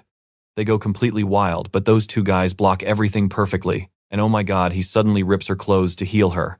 Classic Manhwa logic, because she was barely wearing anything to begin with. But he claims her tendons need emergency repairs. A shadow clone, a quick slap, and massive energy starts pouring in. Meanwhile, Wang Qiu is in pure agony, groaning about him using that overly intimate healing technique. Over in the fight, the fist guy is absolutely crushing the skeleton. Our boy's summons are losing badly. The bird gets ripped apart. The other one takes a full combo straight to the face. Back at the hot spring, those 2 disciples are soaking up energy. They hear the clash outside, realize it is their master, and cannot wait to kill him. Fast forward a bit. Like I said before, the blonde girl is now left with absolutely 0 clothes. Literally just a tiny strip. Meanwhile, the other losers are getting smashed into walls, totally wrecked. And the fist guy mocks her, saying it is a total embarrassment for the weapon queen. He is looking incredibly pathetic right now.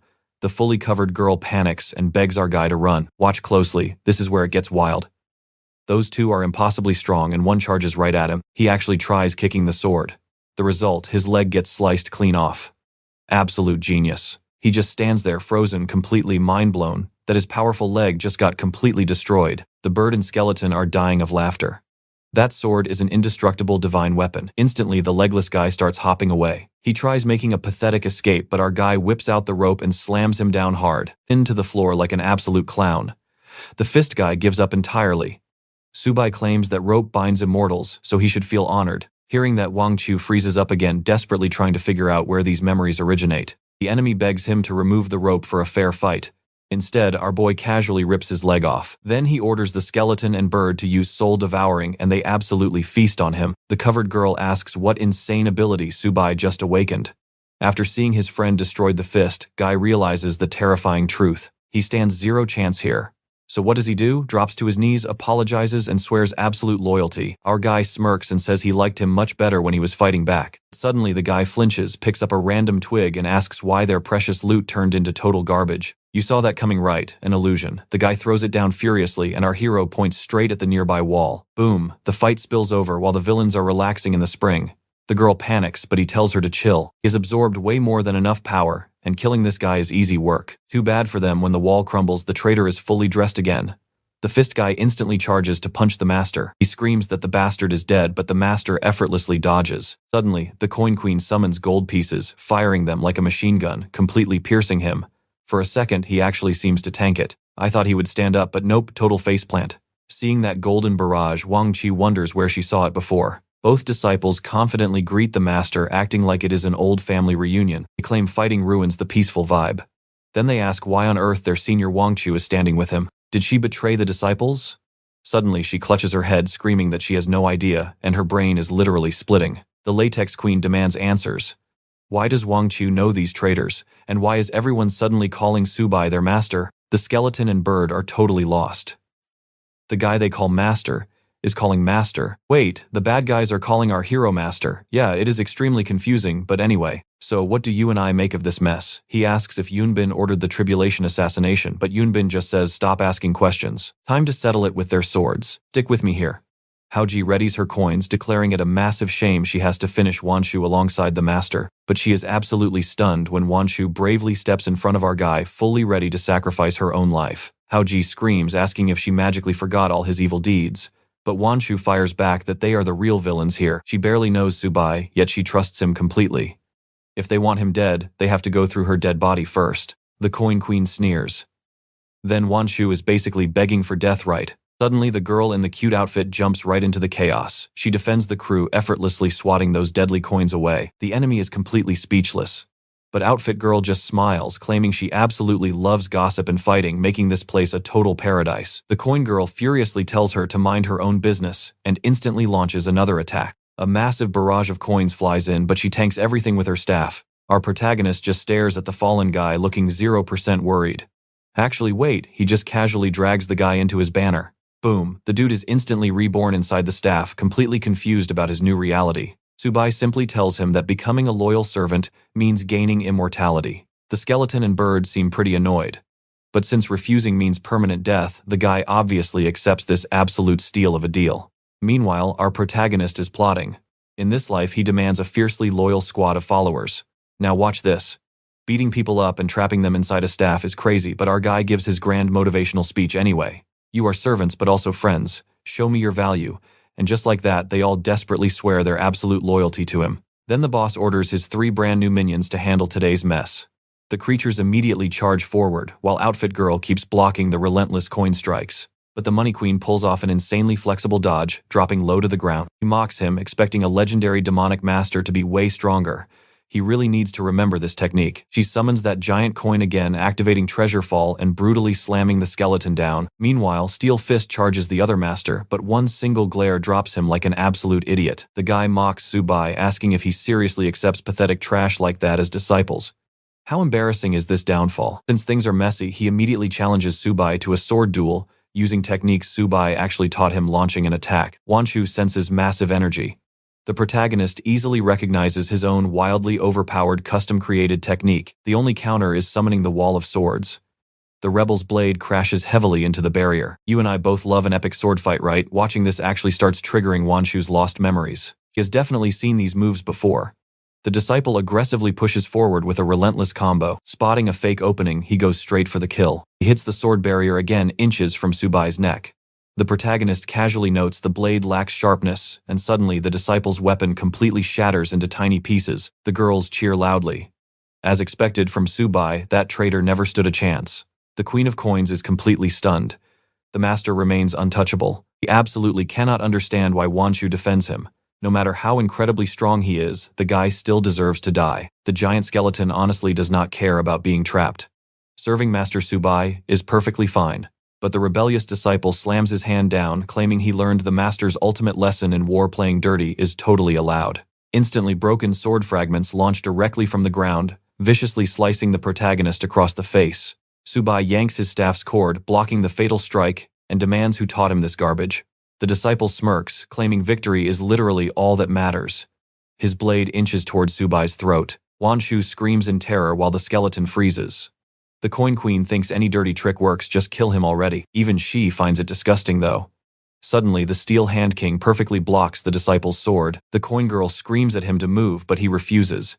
He is staying to protect Su Bai. Even the traitor is completely shocked that a basic physical fighter could casually block his magical attack. The steel-armed tank admits being a servant sucks. But if it means punching out the exact enemy who killed him, oh, he is going all out. He forces the blade away, winds up his steel fist, and punches him directly in the face, blasting him across the floor. The skeleton spots something ascending, lifting the coin too. Trust me, you need to watch. Stick with me here. The Queen of Coins is absolutely terrified. How did a mere beast escape? Meanwhile, the little bird lands on a shoulder, loudly declaring they are going to eat that woman alive. She raises a gold coin, getting ready to block. Suddenly, the servant drags himself out of the wall, totally wrecked. Swearing Steel Hand is dead meat, he unleashes his illusory swords technique, blasting the poor guy into the wall again. But he completely drops his guard. Our MC's cord snakes out and traps him, earning a quick thanks from Steel Hand. He steps up, wins back, and unleashes an absolutely brutal combo. And the rest of the crew, they are not just watching. They jump in too. The disciple gets totally devoured, leaving just an empty shell. Instantly, someone points out the weirdness. He felt exactly like mud. Our MC spots it. A body transfer technique that burns insane energy. Suddenly, the guy reappears right in front of them. Rising from a mud puddle, he mocks the master for relying on treasures. I mean, is he not a sword master? Where is his actual skill? Wang Qi warns our guy about the trap, but the disciple just screams at his junior to shut up, and he launches an attack right at her. Little outfit panics. Now watch closely here. The skeletons panic, but our MC sends a sword mid-flight right before a giant coin redirects the enemy blade. When he gets angry, his ally reminds him they cannot just murder the junior sister, ruining their plan. But he coldly replies that anyone defending that master is useless. The Queen of Coins is super confused. Why attack his own teammate? It makes zero sense. The disciple finally realizes he acted completely out of line. He admits he lost his cool for a second, thanking her for blocking. She relaxes, claiming he is still the man she respects. But while they are talking, the sword is just sitting at the spring. Then it clicks. Our MC did not try to block. He threw it into that spring on purpose. The junior asks if he is crazy. Suddenly, the water behind them shakes, violently exploding straight into the sky. Somehow, he created a massive water phoenix. And yeah, they quickly realize this is no illusion. This thing is actually alive.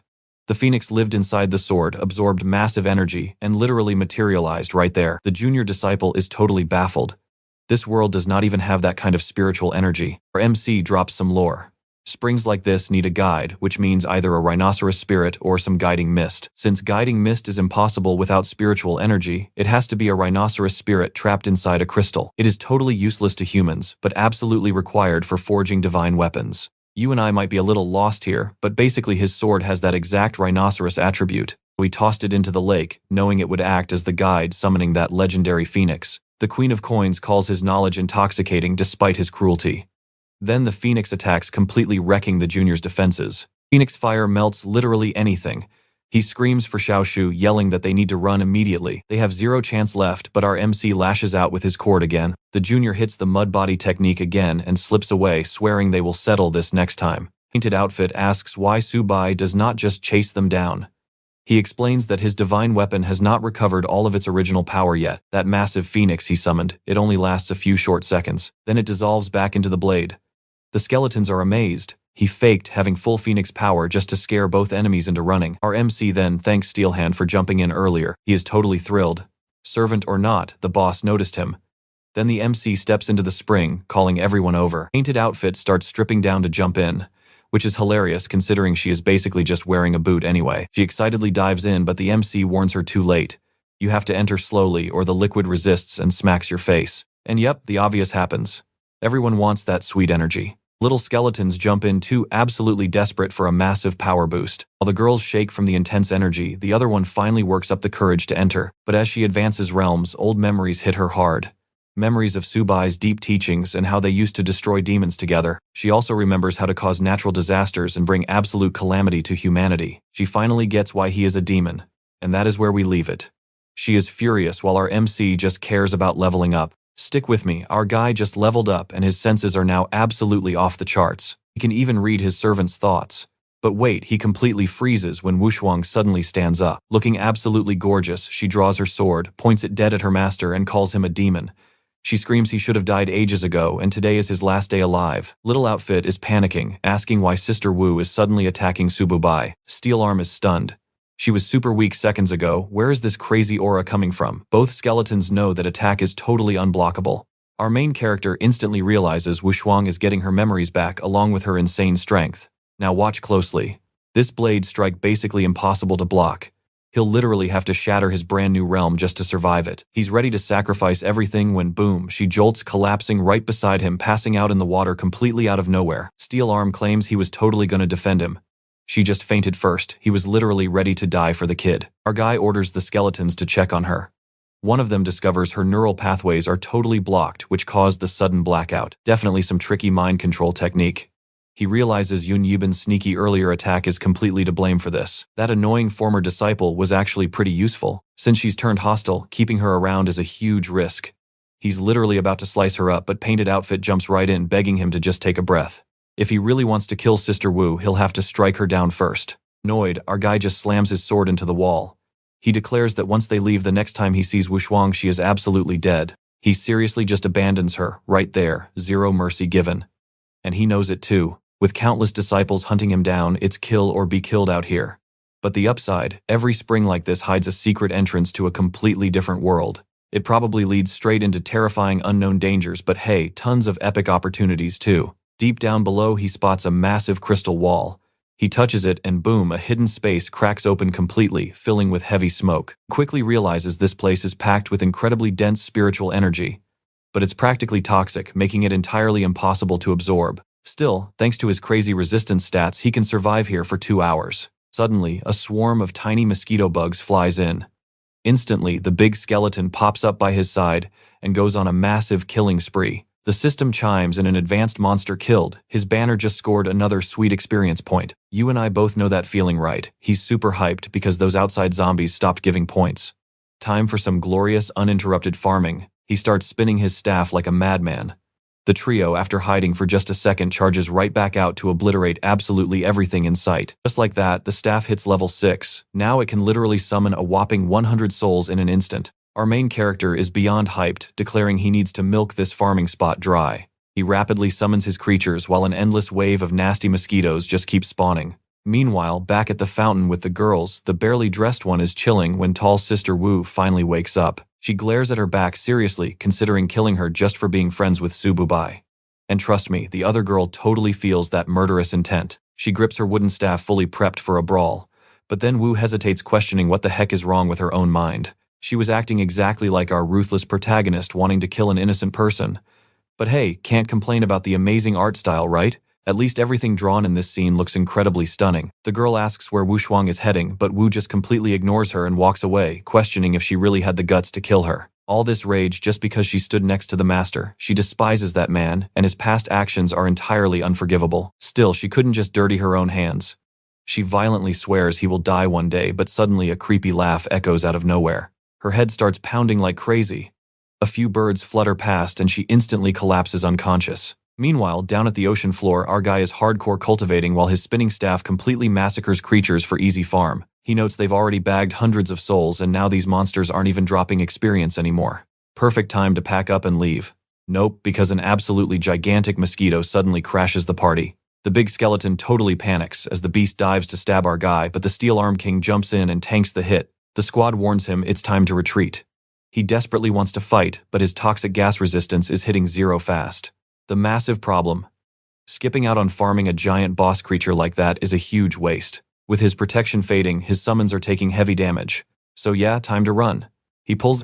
You feel his pain, right? He just wanted one more breakthrough. Stick with me here because things get wild. He looks back at that giant mosquito chasing them, noticing it shrinks the second it leaves its home turf. He immediately takes that chance, sucking it straight into his banner. It lands in a room packed with other mosquito souls, our MC already absorbed, sparking an instant turf war. He knows this place still hides so many secrets to uncover. He needs to get stronger fast. But suddenly flashbacks hit him hard. Wanyu calling him a total monster. Why does everyone keep treating him like the villain? Why did his own disciples completely betray him? To solve these crazy mysteries, he needs absolute power.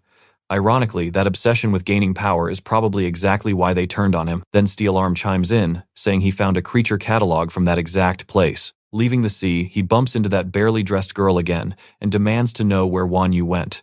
She claims Wanyu almost killed her before walking away. Our MC tells them to keep moving while the blonde mutters that she almost died back there. It is honestly hilarious how dramatic she acts, and our guy could not care less.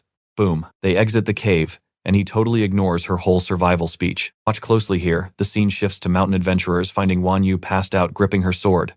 Everyone knows she is an ability user. Among them is a girl named Bai Yu who instantly feels a weird, unexplainable connection to her. Classic anime logic, right, setting up the girls to clash. She notices Wanyu took heavy mental damage. After getting some help, Wanyu wakes up totally dazed and recognizes Sister Yuji. Yuji is super confused about how this stranger knows her name. Wanyu quickly realizes they both lost their memories exactly the same way. Honestly, amnesia might be a blessing here.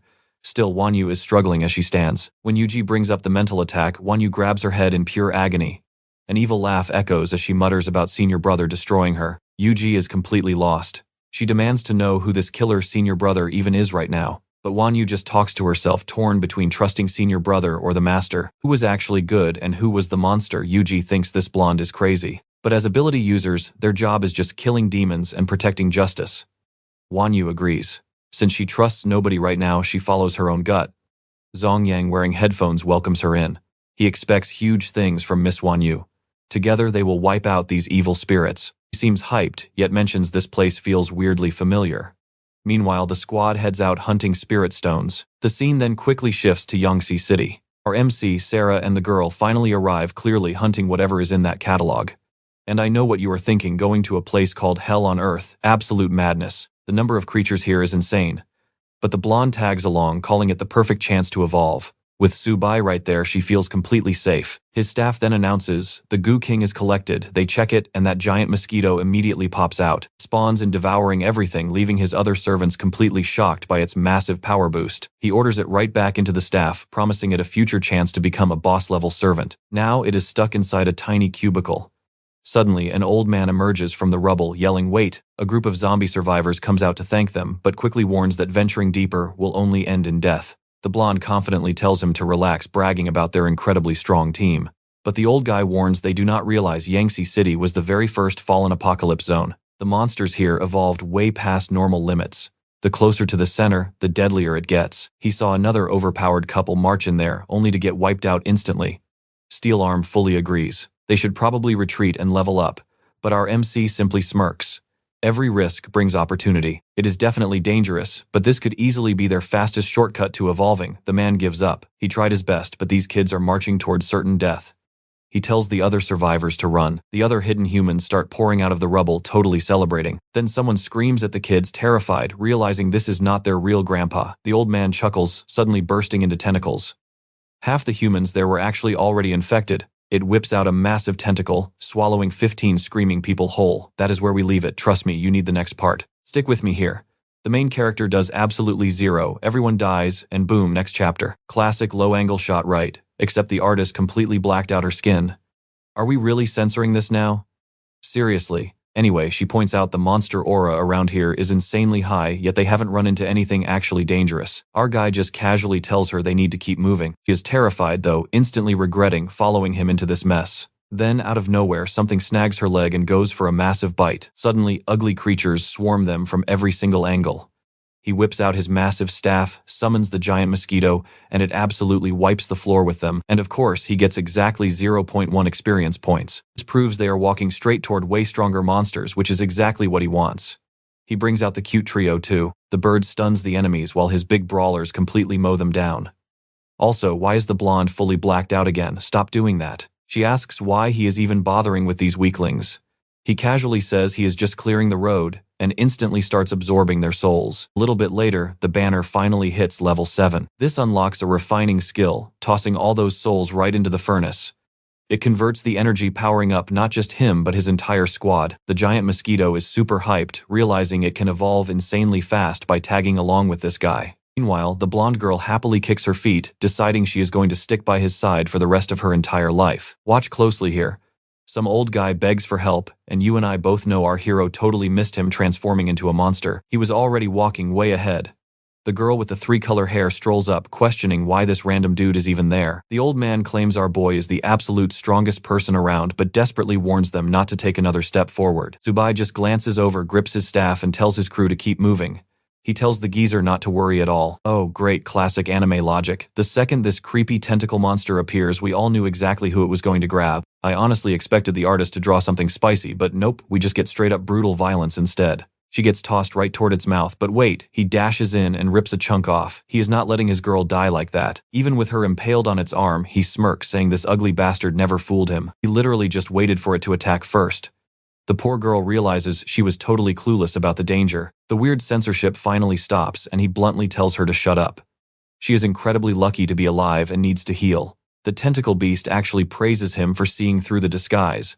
But honestly, it claims they are both just going to be dinner anyway. The skeletons and his entire crew charge in, violently slicing tentacles. His giant mosquito dives in from behind to drain it, lands a nasty stab but instantly gets swatted away like a totally annoying bug. Steelarm leaps in for a heavy punch, but right where his fist connects, the monster opens a massive mouth and swallows him whole. You saw that coming, right? He gets completely eaten. The skeleton strikes from below, but those nasty tentacles grab his legs and fling him backward. Meanwhile, our guy bluntly tells the blonde she really needs to use her brain. Like, how does a weak old man survive in these ruins, and why would he randomly stroll up to chat with them? He looks away furious, snapping that he should stop being so mean, since she is just a girl. But he drops her and says she definitely does not look like one, obviously meaning she is fully grown. She gets super mad, yelling that he is going to stay single forever, acting like that. He literally does not care at all. Diving back into his sea of consciousness, he casually pulls out a bizarre sword with an eye. He brags that he once used this exact blade, the serrated sword, to kill a literal god. He missed this old friend. The tentacle freak yells at our boy to drop the fake confidence. Declaring his time is up, it dives for a massive bite, but our guy leaps, rocketing straight up to the top of the sky. Grabbing raw lightning, he charges the sword, dropping a devastating vertical slash that splits the monster in half with a massive explosion. Steelarm hits the floor completely soaked. Everyone starts cheering, and our barely dressed girl is absolutely losing her mind. But wait, the mangled remains are actually smiling. The monster laughs, saying they completely fail to understand how its mutant body works. It instantly reconstructs its entire body, violently screaming out that it is literally immortal. Our hero smirks, saying he never planned to kill it. Steelarm suddenly realizes that Flashy Attack was purely to save him. Then he turns back to the giant octopus freak, casually mentioning he has a really strong feeling somebody is about to end its life. The beast just screams back, ordering this arrogant punk to become its next meal so it can finally evolve. So what do you and I make of this? He holds her like a ragdoll, warning the monster to check its own blind spot before acting so tough. The giant octopus suddenly freezes, spins around, and stares down what looks like a massive mantis. Stick with me here. You and I are about to watch this famous rooftop mantis absolutely shred that monster. Oh, they definitely have beef. The tentacle beast screams at the old bug to back off, or it is losing its lunch, but the mantis just snaps back, telling the punk to stop trashing his personal turf. Tentacle Boy claims he did not want a war, but after snacking on hundreds of humans, his fear is completely gone. Boom, he launches a massive strike. Meanwhile, our main character and the barely dressed girl are just spectating. She asks who this bug is, and he confirms it is the boss of this zone. He always sensed a bigger threat here, which is exactly why he warned them to stop moving forward. So this is the exact beast the octopus feared, and exactly why he pushed ahead anyway. While he is explaining that the octopus actually manages to snatch one of the mantis claws even though he is bleeding out all over the place. Then he grabs the bug by the neck and demands he listen. They should really team up and slaughter that kid first, but Mantis violently breaks free, shredding the tentacles all over again, roaring that he will eat the octopus first. The octopus is already sliced into absolute pieces. Mantis tries swallowing him whole, but his core is already ruined. The octopus mocks him, calling Mantis a total fool for biting him, because now the bug is poisoned and absolutely doomed. Now watch this, our boy finally steps from the shadows, declaring his turn is up. Tentacle Beast figures it out instantly. The kid is definitely coming to collect them both. He says again that Mantis was a total moron. Refusing to make any more stupid mistakes, he decides to ditch, jumping away and basically saying bye-bye. But obviously our hero is not letting him run away. He jumps onto his bone bird, drawing his blade as the monster laughs, warning him that fighting is pointless. He claims his body is immortal and immune to physical hits, except our hero just wraps his weapon in glowing blue energy, and he slices right through the beast. That strange energy literally starts eating the monster alive. The giant octopus crumbles, melting down into this nasty glowing green leftover slime. He explains that back in his world, physical immunity was super common, which is exactly why the god-slaying sword was created. It is literally the only weapon that damages the spirit. The octopus is just screaming in absolute panic, saying it is completely impossible for something like that to exist, but Su Bai tells the loser to drop his ego and enter the banner. Then a skull rockets into the sky, and the guys already inside the staff get terrified their spots will be taken. At the same time, the creature's spiritual version gets brutally pinned right to the ground. The hero summons him inside, but drops a harsh warning. He is converting this guy into raw soul energy for everyone. His servants are stunned, screaming their thanks as they start feasting on tentacle energy. Basically, our hero wants to pass out massive rewards to the loyal ones and brutally punish anyone who deserves it. Because in this second life, he absolutely refuses to be betrayed by anyone ever again. Then he realizes that during the octopus fight, Mantis has totally vanished. But you and I know his golden core makes his senses way sharper. He instantly spots Mantis hiding nearby. One swing splits the entire building, forcing the panicked bug to throw up a desperate defense. Out of nowhere, the coward starts begging his lord for help. A booming voice echoes, asking who dares attack Yongi City. They must have a death wish. The hero is instantly certain this mysterious person is several levels above him just from the insane pressure radiating off that voice. Then a massive palm appears in the sky, turning into pure lava. Mantis just laughs, bragging that the kid is completely doomed. But our hero calmly says the one dying right now is him, violently slashing his throat. At the exact same time, with tentacles sprouting on his back and that lava palm crashing down, the girl screams out his name. The flaming palm violently smashes the ground, blinding smoke everywhere. Creatures call out for their master, and we see exactly who it is. A powerful guy floating in the sky who threw that lava palm. He looks incredibly confused because right under his palm strike, you can see this strange energy sparking. And then the protagonist just confidently appears. He used the octopus ability to teleport out of danger, and he is without a scratch. Firehead finally realizes the kid formed a terrifying contract, and it is definitely not harmless. At that exact same moment, the fire guy realizes the hero is holding a blade that looks incredibly familiar. Then we flash back to his memory back when the ancient world was just filled with animals desperately fleeing from massive beast attacks. Wait, was this guy a monkey? Standing against some wild, three-headed Cerberus-looking demon. Actually 30 heads, the abomination rises its giant jaws, acting like a black hole. And then completely out of nowhere, the protagonist appears like an echo from another life, pulls out that sword and drops a heavy thunder strike. He splits the beast farms, the exploding aura, and drops exhausted. So what do you and I make of this madness? Stick with me, you and I are watching this area get wiped clean while creatures run in fear. But that tiny monkey, he actually picked a fruit and handed it right over.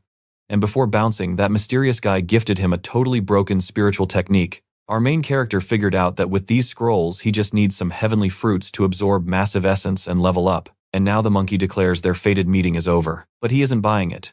He says looking like his savior is a straight-up crime. And wielding a similar sword, yeah, that is an even bigger offense. Taking out his minions is crime number 3. But absorbing the tentacle mana, that is the absolute worst sin of them all. That is exactly why he has to die, launching a brutal spinning slash. Our guy activates his beasts while the city gets wrecked and somehow manages to block the massive attack. His summons warn him immediately this dude is disaster level. They stand absolutely no chance in this fight. Time to bail, but looking around, the kid realizes they are trapped inside this guy's domain. Escape is totally impossible. Plus they just absorbed elite beasts, running away right after evolving, super embarrassing. Like always, they will settle this with fists. He summons the mosquito to attack first. Steelfist agrees as long as Su Bai is confident. No reason to doubt him now. He charges straight in alongside the skeleton and bird. Even the barely dressed girl charges, but the monkey simply slaps the sky. An ice explosion freezes them instantly, dropping everyone to the ground like giant popsicles. Hey, at least they didn't shatter. Then the monkey makes a seriously bold move, casually landing right in the middle of them. Now pay attention. Everyone is absolutely sure they have zero chance. While everyone is giving up, the terrified, barely dressed girl calls out to Su Bai, asking what he did since he is clearly attempting a reckless duel. A pure one-on-one. Face-to-face. The lackeys guess their master either lost his mind or has a genius plan. The monkey finds it amusing that he isn't running away. Now he gets to show off his true, terrifying power. Our boy tightens his grip on the spear, shifts his stance, and almost hits the target, but the monkey effortlessly dodges. He unleashes a wild barrage of attacks, but the beast dodges easily, mocking him for thinking a low-level fighter actually stood a chance. Suddenly, the skeleton activates a burst of green energy right up close. The monkey laughs, saying it just feels like warm air. Total joke, right? He uses his spinning palm skill to slap again, but weirdly, absolutely nothing triggers. The lackeys down below are totally confused about why his powers are suddenly failing. Even the monkey glares at the skeleton, struggling to understand why some low-level junk is actually affecting him. Riding up on his bird, the protagonist yells that figuring it out is useless because he cannot stop it anyway. The flaming-headed guy claims he is about to witness the raw strength of a golden core expert. He tries activating a wind barrier, but it completely fails, letting our hero drive the sword straight into his chest. You and I both saw that right. They actually think he won by ripping the creature's soul out. The beast is completely stunned, wondering how that is possible, so our boy explains. Windfire, thunder, light, every natural force depends on air, and his banner does not just absorb souls. It also creates a massive vacuum around the entire area. Without air, no other elements can manifest. So yeah, pretty solid big brain strategy. Everyone immediately starts praising him, but the monkey does not look discouraged. He asks if Su Bai actually thought a simple trick would win this. Summoning a red gorilla, he says, escaping is incredibly easy. Triggering a self-destruction will ensure nobody leaves this city alive. Now the whole squad is shaking in real fear. If Su Bai loses, they all die. The team is begging him to just give the order to retreat so they can survive. Our guy just laughs right in his face. Self-destruction. That is the one move he absolutely should have forgotten about. Then he begins chanting, calling upon heaven, earth, the universe, pure chaos, and yin and yang. Glowing blue beams of light wrapped in Japanese-style characters suddenly burst from the tip of his sword. It totally looks like a sealing technique, and the monkey recognizes the terrifying energy from his past. He desperately asks what that sword is called. The kid calls it the God-slaying cutter, and instantly launches the massive attack, completely trapping the monkey. But the beast is visibly confused. The person from his past called that weapon nameless, which proves this kid is definitely not the master who took care of him. But right after unleashing that attack, our protagonist takes a cautious step back. He commands the monster to become his servant, and his staff fully activates a capture ability. Heavy chains shoot out tightly, binding the creature's soul as it gets dragged right inside. So what do you and I take from this? The monkey screams the kid has potential, but refuses to be captured, shattering every single chain. Stick with me, let's jump straight into the madness. Since his banner is totally useless here, he gives this monkey a simple choice: serve him or burn in purgatory forever. But this stubborn ape, he says he is only bowing to one person in this life, his old master, meaning the kid standing right in front of him is basically trash. The main character just hits him with that deadpan, unbothered stare. He pulls out a different sword and calmly says, "Then you are getting sealed for eternity." Bam! The blade slides back into the sheath, dragging the screaming monkey's soul right along with it. He begs to be let go, but man, it is way too late. They got tired of splashing black paint on the girl, so now we get this weird little blur effect. She and the whole squad are hyped. He actually took down that insane monkey boss. Everyone is hyping him up. They cannot believe he actually survived. But the celebration gets cut short. They still have to watch out for the other commander-tier monsters roaming nearby. So our guy taps the sword and interrogates the monkey spirit. He needs to know exactly how many monsters remain and what their levels are. Obviously, the monkey is not in a talking mood. Our guy just shrugs. Fine by him. He is going to slaughter them all anyway. He just wanted the speedrun route. The monkey snaps back that he does not care about those creatures. They were just farm bots gathering heaven and earth energy for him. Since he is captured, they are useless. The main character is confused though. Zombies like those definitely do not collect spiritual energy. The monkey sighs. Yes, he knows that. He is just trying to return to his real world. Now pay close attention. He was building an army to force a portal open. Our guy realizes instantly this creature is from a totally different dimension. He comes from a pure cultivation universe. Definitely not the exact same reality as our guy. While they chat, someone is spying through a pipe. The humans hiding underground are just completely speechless. They think some kid one-shotted the boss demon. which is hilarious because we all saw him hack that thing to pieces over and over. Terrified, they ask if the monster is really dead. Then full-on waterworks. Everyone is sobbing. They are crying about finally being free, hailing this kid as the grand hero of Yangshi City. Honestly though, they probably should not put their faith in him. Then one guy speaks up. What if this is just another monster trap? These monsters love mind games, so the mood instantly dies. That is until one calm kid grabs a map and says he is going up. If it is a trap, he dies. If not, they find out. After rotting underground forever, he says the risk is totally worth it. The kid pops out onto the surface, yells at our hero, and begs him to wait just 1 second. He thanks him for wiping out the monsters, swearing the people of Yangshi City will be forever grateful. They totally eavesdropped on him looking for the monster camps. So the kid hands over a map packed with everything the survivors know. He offers it up to help the hero completely exterminate these beasts and save all of humanity. You and I both know main character energy when we see it. Our guy senses the kid's heavenly aura, pats his head, and declares he is destined for absolute greatness. A huge opportunity is coming. Inside the sword, the monkey watches this and feels something weirdly familiar. The technique. The exact same speech. Those were the literal words his old master used back in the day. But the hero basically tells that overgrown orangutan to shut up. Nobody in this city is his property anymore. He tosses the map to Iron Fist to share with the squad so they can strategize. And get this, their master plan is incredibly complex. Find the bosses, kill them, absorb them. That is it. Everyone thanks him and instantly sprints off. The kid, though, he just stands there completely starstruck. Memorized the hero's face and swears that one day he will be exactly as strong as him. Oh great, another bright-eyed kid who will probably turn evil later. Speaking of backstabbing disciples, look who just showed up. This scumbag senses that a disaster-tier monster just got wiped out. But wait, he realizes a chunk of its body is still intact. His annoying master is just making things harder. Still, it does not even matter. Once he grabs that specific monster's body, everything is going to be over. While he is plotting the skeleton, Pet is already hunting down another beast to instantly devour its stats. Crunches a turtle shell, while Iron Fist brawls with a Cerberus. He steals its energy, morphing sick new claws. After heavy farming, the humans are so grateful. Talk about a massively productive day for our hero. The team even hauled back all the loot they collected. The girl is fully Minecraft pixelated. I know what you are thinking, this weird censorship somehow makes it look so much worse. It hints at something totally terrifying, even though we already know exactly what she really looks like. Did that censor even help? Oh, I see. They brought the items and she devoured everything. Alright, you and I are diving right back in. She's thanking the crew, side-eyeing our hero, saying his heart is massive. The monkey catches on. That lucky punk. His whole squad worships him. Total main character privilege right. Too bad his actual master got backstabbed. Our hero shuts him up fast, ordering everyone to focus so they can absorb all that raw energy. Meanwhile, back in the city, look who just stumbled upon the monkey's corpse, the traitor himself. He touches the beast's chest, instantly sensing those highly concentrated energy fragments. Total shock. Who on earth could drop a disaster-level boss? Still, a free body is perfect for his plans.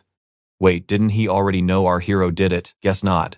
He pulls his sword for a dark ritual, slices his own arm open, and just bleeds all over the corpse. To elsewhere in town. A blonde girl sprinting for her life with a kid. The dad stayed behind to stall, scratched that it was their mom. The sister is running. The little boy is screaming for his mother, but it is way too late. She was completely devoured. Later, the traumatized siblings are walking when they spot a dead monster. She yanks a sword straight from its chest. But instantly, this bizarre electric shock ripples through her entire body. Suddenly, a zombie sneaks up behind her. It lunges for a bite, but she screams, throwing a single punch that takes its head clean off. She hits full demon mode, just slaughtering everything. Then a massive, ugly brute swings from behind, but she swings her blade right back. Boom, instant monster sashimi. Chunks rain everywhere, while her little brother cries out, begging to know what just happened. She tells him she honestly has zero clue. With a giant, creepy face hovering in the sky, sticking around is a terrible idea.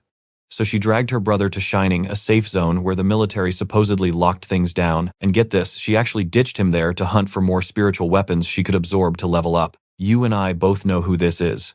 It is our protagonist's overpowered blonde girl with the questionable armor choices. Makes sense, since the last time they met, he literally told her to hit up the spiritual weapon cave for a major power boost. Cut to the Valley of Blades. The spirits trapped in his staff are already whispering about how unsettling the vibe is here. He fires up his tracking skill to locate a cave roughly 5 kilometers out. Honestly, without Dewang around sniffing out spirit stones and energy sources is a real struggle. He does not even know if she survived. They inch closer, and suddenly a massive golden eagle swoops right by them. At least, that is the name, because those wings do not look gold to me. Out of nowhere, The beast screeches and dive bombs, our hero barely missing him. But look who steps up, the heavily censored blonde warrior herself. She strikes the giant bird and it gets instantly shredded into pieces. Our hero instantly summons his giant mosquito mount, ordering it to track the attacker down, and they blast off. Turns out, that eagle was tamed by a red-haired warrior. He scolds his pet for being sloppy and dragging enemies straight to their front door. He ignites his spear, winds up a massive Spartangent-style throw, and launches it dead at the mosquito. The bug dodges, but the spear explodes mid-flight, slamming it hard into the wall. Before the guy can even follow up, our hero is already rushing in with the squad. The blonde immediately asks if they just found the spiritual weapon cave entrance. Now, here is the part we need to watch. Samurai Bun draws his spear, tells them to freeze, and charges straight at our hero. Our hero quickly draws his sword and staff, perfectly blocking the brutal strike. Boom. A massive explosion launches our hero a ridiculous distance backward. Even the bird gets sent flying. Bun Guy smirks, admitting the kid has talent. He asks who he is. Iron Fist instantly chimes in, warning our guy that this is the Eastern Kingdom leader, the absolute Spear King, basically a total martial arts master. And yep, the censorship struck the blonde again. Even she recognizes him. He is the legend who one-shotted a top commander and completely fell off the grid. Rumor says his temper is vicious, and naturally everyone is famous here because he recognizes them right back. Iron Fist and the Weapon Queen. Too bad he thinks their combat skills are total amateur hour. And our kid in the middle, he says, the boy feels more like a monster, disguised as a human. The blonde yells at them to respect Master Su Bai, but Spear King just points at their flag, calling it a demonic artifact meant for pure evil. He assumes they are all brainwashed by some dark spell, totally unable to tell right from wrong. But hey, no problem. He promises to beat them down and save them. He charges, but Iron Fist leaps in, tanking the hit with his arm, saying victory is absolutely impossible. Meanwhile, the blonde flanks him with a quick strike, but this guy casually blocks her too. Everyone is stunned by his speed, but you and I know our hero is just getting started. Alright, stick with me here. This guy starts dropping wild helicopter strikes. 2 more charge straight at him, but he just grins. Boom, he multiplies and blasts them both. And seriously, who is the genius throwing paint on the poor girl while she falls? The spear guy warns the queen to freeze or things are gonna get really brutal. He swears she is not a monster. But to him, she's clearly an evil cultivator. Anyone holding that item is an enemy to humanity. Suddenly, a skeleton attacks from behind. Direct hit, but it does literally 0 damage. The main character is impressed, insane reflexes, and rock-solid defense. The Spear King declares that kind of sneak attack pure evil, instantly countering and shattering the skeleton's arm. Meanwhile, our main character is actually getting ideas. He wants to mentor this kid, realizing his talent is completely off the charts. With a little training, he'd be an absolute beast. The Spear King jumps again, but wait, a bird swoops in, unleashing this crazy psycho screaming skill, only for a giant hand to just block it. Yep, the hand belongs to the guy with the eagle, and he brutally slams the bird right into the dirt. Right as the spear guy moves to finish the skeleton, our hero steps in. Nobody here is a villain. Why not turn this fight into a friendship? The guy calls his bluff and their spears violently clash. Boom, the mountain basically explodes. Wind blasts everywhere. But when the dust finally clears, he hasn't even moved an inch. He literally just blocked it. Insane. Then he casually starts lecturing the guy about his completely out-of-control energy. If he doesn't calm down right now, he'll suffer a mana deviation. The spear guy laughs it off, like he would ever lose control of his own power. Now, pay close attention here. He wants to show everyone who the real monster is, charging back in for a massive combo. He just stands there calmly blocking every single strike. The spear guy leaps, slamming his weapon straight down. Boom. It's like a literal bomb going off on the mountain. Allies and creatures go flying as rocks shatter everywhere. But as the smoke fades, he is just standing behind the spear, smiling calmly. Oh man, he actually snapped the tip off and snatched it right from his hand. The spear guy turns bright red, gets a nosebleed, and collapses, coughing hard. He walks up, dropping some wisdom. Revenge might have pushed him to train, but now it's blocking his progress. Lesson learned. The Spear King yells at him to back off and not steal his soul. Iron Arm snaps back, demanding respect for the help. Su Bai just stares. Defeated the Spear King calls his golden eagle, telling it to leave and live as a free creature. Forget about this chaos. Just run, because he can't even move his own body anymore. The poor guy keeps muttering to himself that he mastered the spiritual spear technique. He thought his energy comprehension would finally free Yangqi City, but he failed. The bird laughs, claiming they already freed the city. It suddenly gets stabbed right in the head. He yells at it to shut up. His family is still hiding underground. He screams again, ordering the eagle far away. His arm looks like it's in pure agony, swearing he'll kill them all. Su Bai calmly tells him to chill out. He's way too worked up to maintain his spiritual control. He even asks the eagle to try talking. I know what you're thinking. He realizes every awakened person in this world is completely obsessed. Sure, that sounds good in theory, but honestly, it is also incredibly dangerous. The Spear King stares at his eagle, clearly lost in translation, and lowers his head. He shifts into that classic cultivation pose, hugging himself. Honestly, he looks like he's suffering, not training. Su Bai fixes the spear, knowing full well that for someone this proud, admitting defeat is literally worse than dying. Then he rips a ribbon right off the spear, calling it a calming mantra. He has to practice with it for 3 hours straight to survive. And for the love of everything, stop throwing paint on the blonde, it is infuriating. He asks why he's helping an enemy. He just reminds everyone about their ultimate goal. He dodges the question completely, mostly because the spear guy suddenly asks if he dies, will they protect his family? Su Bai bluntly says no. He tells him to rest up and finish his own mission, which makes total sense, right? He's just trying to dump his responsibilities. Su Bai walks off, admitting he's always had a soft spot for real talent. So what do you and I make of this? This time he's looking for something even bigger. Stick with me here. Honestly, I miss those traitor disciples. The mentor dynamic in this manhwa is totally top tier. Where did they go? We need them for the plot. Anyway, later on, someone yells for Uncle Hao. Our spearmaster spins around, totally baffled, wondering if it is Xiao Jun. Is he actually seeing things, or is this just a pure illusion? Nope, it is the kid in the cap standing right there from the last chapter. He asks about their family. The kid drops huge news. Everyone is totally safe, the monsters are wiped out, and Yang Shi is free. The spearmaster is completely frozen. How the kid explains he even snagged a special item from the actual savior of Yang Shi. The hero told him that mastering it means he can travel literally anywhere in the world. So he brought it straight to Uncle Hao, knowing the strongest guy in their entire family could easily figure out how it works. Flipping through the pages, Hao spots a crazy technique about absorbing raw essence from the sun and moon. It literally lets you steal enemy power. Then it hits him, this feels exactly like fighting Su Bai. Did that guy secretly have this exact same broken skill? The Spear King desperately asks if this really came from the city savior. The kid nods yes, offering to draw a quick picture to show what the guy looks like. He sketches our main character perfectly right there in the dirt. It is totally him. Hao is having a total mental breakdown. He thought our boy was an evil cultivator. He yells at the kid to stay put, promising that as soon as possible he will take him to meet the hero. The boy is so confused, but suddenly a massive flaming head crashes in, and the master's eagle instantly launches a fierce counterattack. They collide instantly, and he just freezes.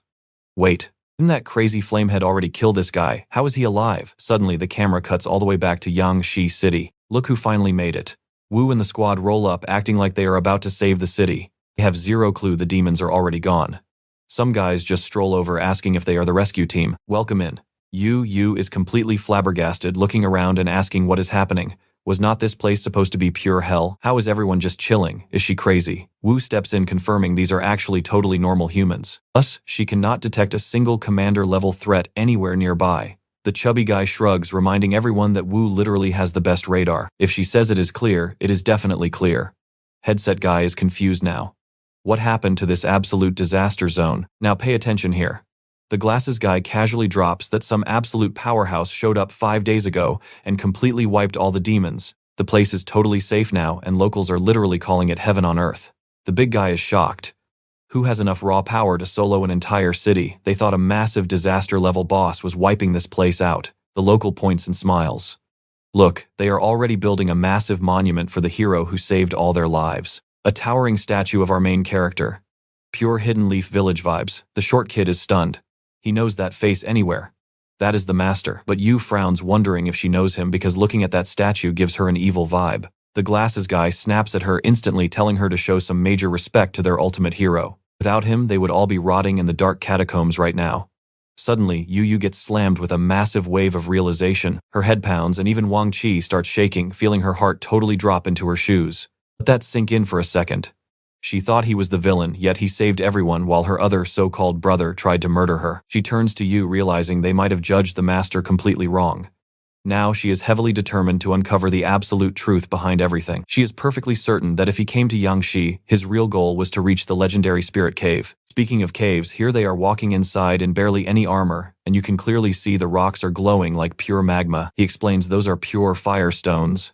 That perfectly explains why every single attack from outside was triggering massive fiery explosions. The monkey on the spear is stunned. He never dreamed a cave could hold this much pure spiritual power. If he absorbed it all, that spear could never contain him. Meanwhile, even in that super light outfit, Yudu is seriously sweating bullets. And bam, the main character throws his arm out to shield her as a giant fire snake lunges, blasting pure hellfire right at them. He snatches her waist and yanks her to safety while she screams in pure panic about burning alive in there. Our hero knows normal humans cannot survive this extreme heat. But wait a minute, is not she supposed to be Lan, the weapon goddess? Thought she was a total badass. He summons the staff creatures to fight back, but seriously, what can they do? Punch a literal fire blast. Obviously, physical hits do nothing. Then the bird perches on a head and unleashes a wild sonar screech. That actually works. The fiery snake shrieks in pain from the noise, violently thrashing its body and launching everyone away. So what do you and I make of this? Our guy knows that snake holds the core. Time to test out that crazy new technique. Stick with me here. He draws his sword, and the blonde asks if he is actually going to use that. The monkey on the other side calls the kid blind. That fire snake has zero life force. So how exactly is he going to use a blade meant to cut energy? Why not let the monkey handle things? With his ice arts, he could freeze it instantly. Our main character says this is exactly what he wanted. The snake lunges in for a bite, firing off 3 flame attacks while he dodges. He jumps over one massive blast and closes the distance. But a tail whip completely slams him right back into the dirt. The snake laughs, but this time, instead of walking out of the smoke, he steps straight through the flames and his sword is fully piercing through. He definitely hit the target. The snake gets dragged toward the blade, screaming that it is completely impossible. The monkey instantly gets it. Our main character is using a cultivation technique, sucking in surrounding energy to drag the snake closer. It is the exact same move the monkey learned from him, so he is standing there wondering how this guy knows it. Right then, a glowing essence orb drops straight to the ground. The monkey thinks this is his perfect chance. But nope, our guy snatches it up in a split second and tells him to stop staring. He acts like it is no big deal, playing it completely cool and utterly uninterested. But inside he is raging. That orb was his ticket to freedom. Then the main character casually taps his sword against the orb. The thing unleashes a burst of energy and turns bright red. He smiles, saying it was a good harvest as always. But to keep this bunch of idiots loyal, he has to share the loot. Staff recharged, he pops the enhancement buff, and everyone gets an energy boost, cheering wildly. Even the giant mosquito says thanks. The only one left out is Yu, since she is not linked to the staff. The main character looks at her, explaining the 10,000 souls staff will not work on her without a connection. But do not worry, he can still share some power. So he does, and it looks like an absolute rock concert exploding across her back. The vibe must be crazy because she nearly passes out, gasping that it was intense. Suddenly they hear someone yelling for Uncle Hao. Now pay attention here. They look at the cave entrance, and the samurai, coconut head, and little kid are there getting beaten by that flaming head guy who should be totally dead. The spearmaster is screaming, demanding to know what is happening. Everyone swore the monsters in Yangshi were wiped out, so why is this monster here? The kid in the cap knows something is wrong. He is totally sure he watched that guy die. Su Bai steps out of the cave, confirming he is dead. The Spear King drops to his knees, apologizing, praising Su Bai and his absolute greatness. Our main character just tells him to chill out and asks him to stop acting so recklessly from now on. Kid in the cap asks, "Hey hero uncle, if that guy is dead, why is he very clearly alive right over there?" Su Bai says someone else must be controlling his body. The monkey wonders who would even have that kind of insane power. The main character brings up demonic arts from the beast path. Activating a jutsu, he smirks and says he knows exactly who is pulling the strings. His energy pulses outward, and miles away on a mountain peak, he spots Yunbin. He telepathically sends a message, mocking Yunbin for having such an excellent disciple. Yunbin and his projection pop up behind the monkey, saying the master is exceptional as always, figuring out his hidden technique with just one single glance. But noticing a trivial trick means nothing, because there is no way he can stop the total catastrophe Yunbin is about to unleash. He orders the monkey to attack, claiming the main character will not survive this. And then we get that classic anime logic moment. We both know the trope. The Spear King was a boss, but since he joined the hero, one single punch blasts him straight into a wall. Classic. As an enemy, he was an absolute monster to fight. As an ally, he is suddenly weak trash. But our main character stays confident, bragging that his own servants can easily handle this mess. He sends the squad in while the cocky disciple brags that they have zero clue how much strength he packed into that creature. An attack flies in. Energy looking like jagged ice shards, but his summons just keep perfectly dodging it all. Meanwhile, the giant skeleton and steel arm are purely tanking hits, while the skimpy outfit girl charges in to help, calling the fight thrilling. The disciple is completely shocked that the summons are actually surviving. And boom, the main character is riding the eagle, closing in on the monkey. He says not to be surprised by simple tricks and draws his blade. The enemy recognizes the power, but before he can even speak, completely sliced in half. During the chaos, the monkey realizes the main character was also betrayed by his own disciples, thinking this coincidence is just absolutely absurd. Miles away, that idiot Yunbin eats the backlash. That technique burned a ton of energy, and getting disconnected hits him incredibly hard. He tries running, but what do you and I expect? Our guy teleports right next to him in a flash. Stick with me because things are getting insane. Yin turns around totally shocked. Impossible, he says. He just got to this world a few days ago. How is he already this ridiculously strong? Our protagonist just smirks. He will happily give him a chance to find out, mostly because his soul banner has a wide open spot. How about joining the crew? Bam! He swings his sword. Yin tries to block, but that slash nails him right in the chest. A massive explosion rocks the mountaintop. But that slippery bastard actually dodges. He uses a technique to instantly break his body apart. Slicing his own hand, Yin vows to restore his body using his own blood. He is tapping straight into the Golden Fortress Alliance power. Suddenly, a goat, a crocodile, and a swarm of spirits pop up behind him. Going full Naruto mode, he glares at our protagonist, warning him that the corpse he sent was just phase 1. He tells the protagonist to brace himself, ordering Fao to strike first. I thought Fao was some hideous monster, but nope. It is the short skirt girl with way too many coins, and she literally starts chucking money at our guy. A massive coin materializes across the battlefield. The protagonist is actually impressed. Her movement is totally unpredictable, but then she just turns around, waves peace out to her master, and says, "Catch you later." Watch this part closely. Those three beasts lunge at the same time, but the protagonist powers up his sword and just shreds them. 2 instant kills. The protagonist's bird spirit actually offers to finish off the last one. But the creature raises a staff, blasting the poor bird with pure lightning. The bird warns the protagonist. That energy level is way beyond commander rank. Protagonist quickly realizes Yin gave it a strengthening stone for a massive buff. He recalls the bird back to the staff. That creature is practically a walking lightning storm, so getting close is impossible.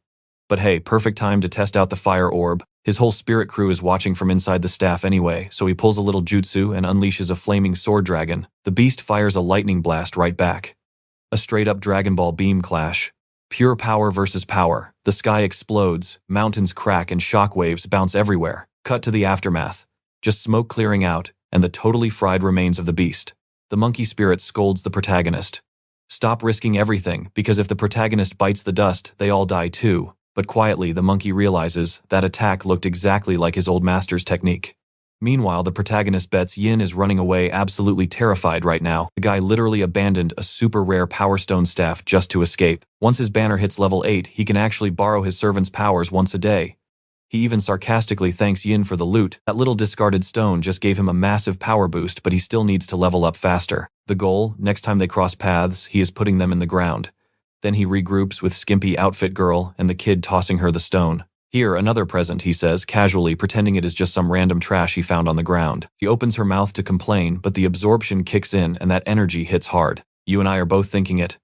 Why draw all this? Let the girl power up in peace. Come on, artist, seriously. She has to basically pass out every single time, just because she is the fan service character. The Spear King asks about their attacker. The protagonist sighs the guy got away but left a solid parting gift. Then Su Bai asks why he is even curious. He explains that recently a specific person actually passed right through this area. He noticed she was leaking a weird black aura, super similar to what that attacker was using. He figured they had to be connected somehow. The protagonist instantly wonders if she is tied to Yin.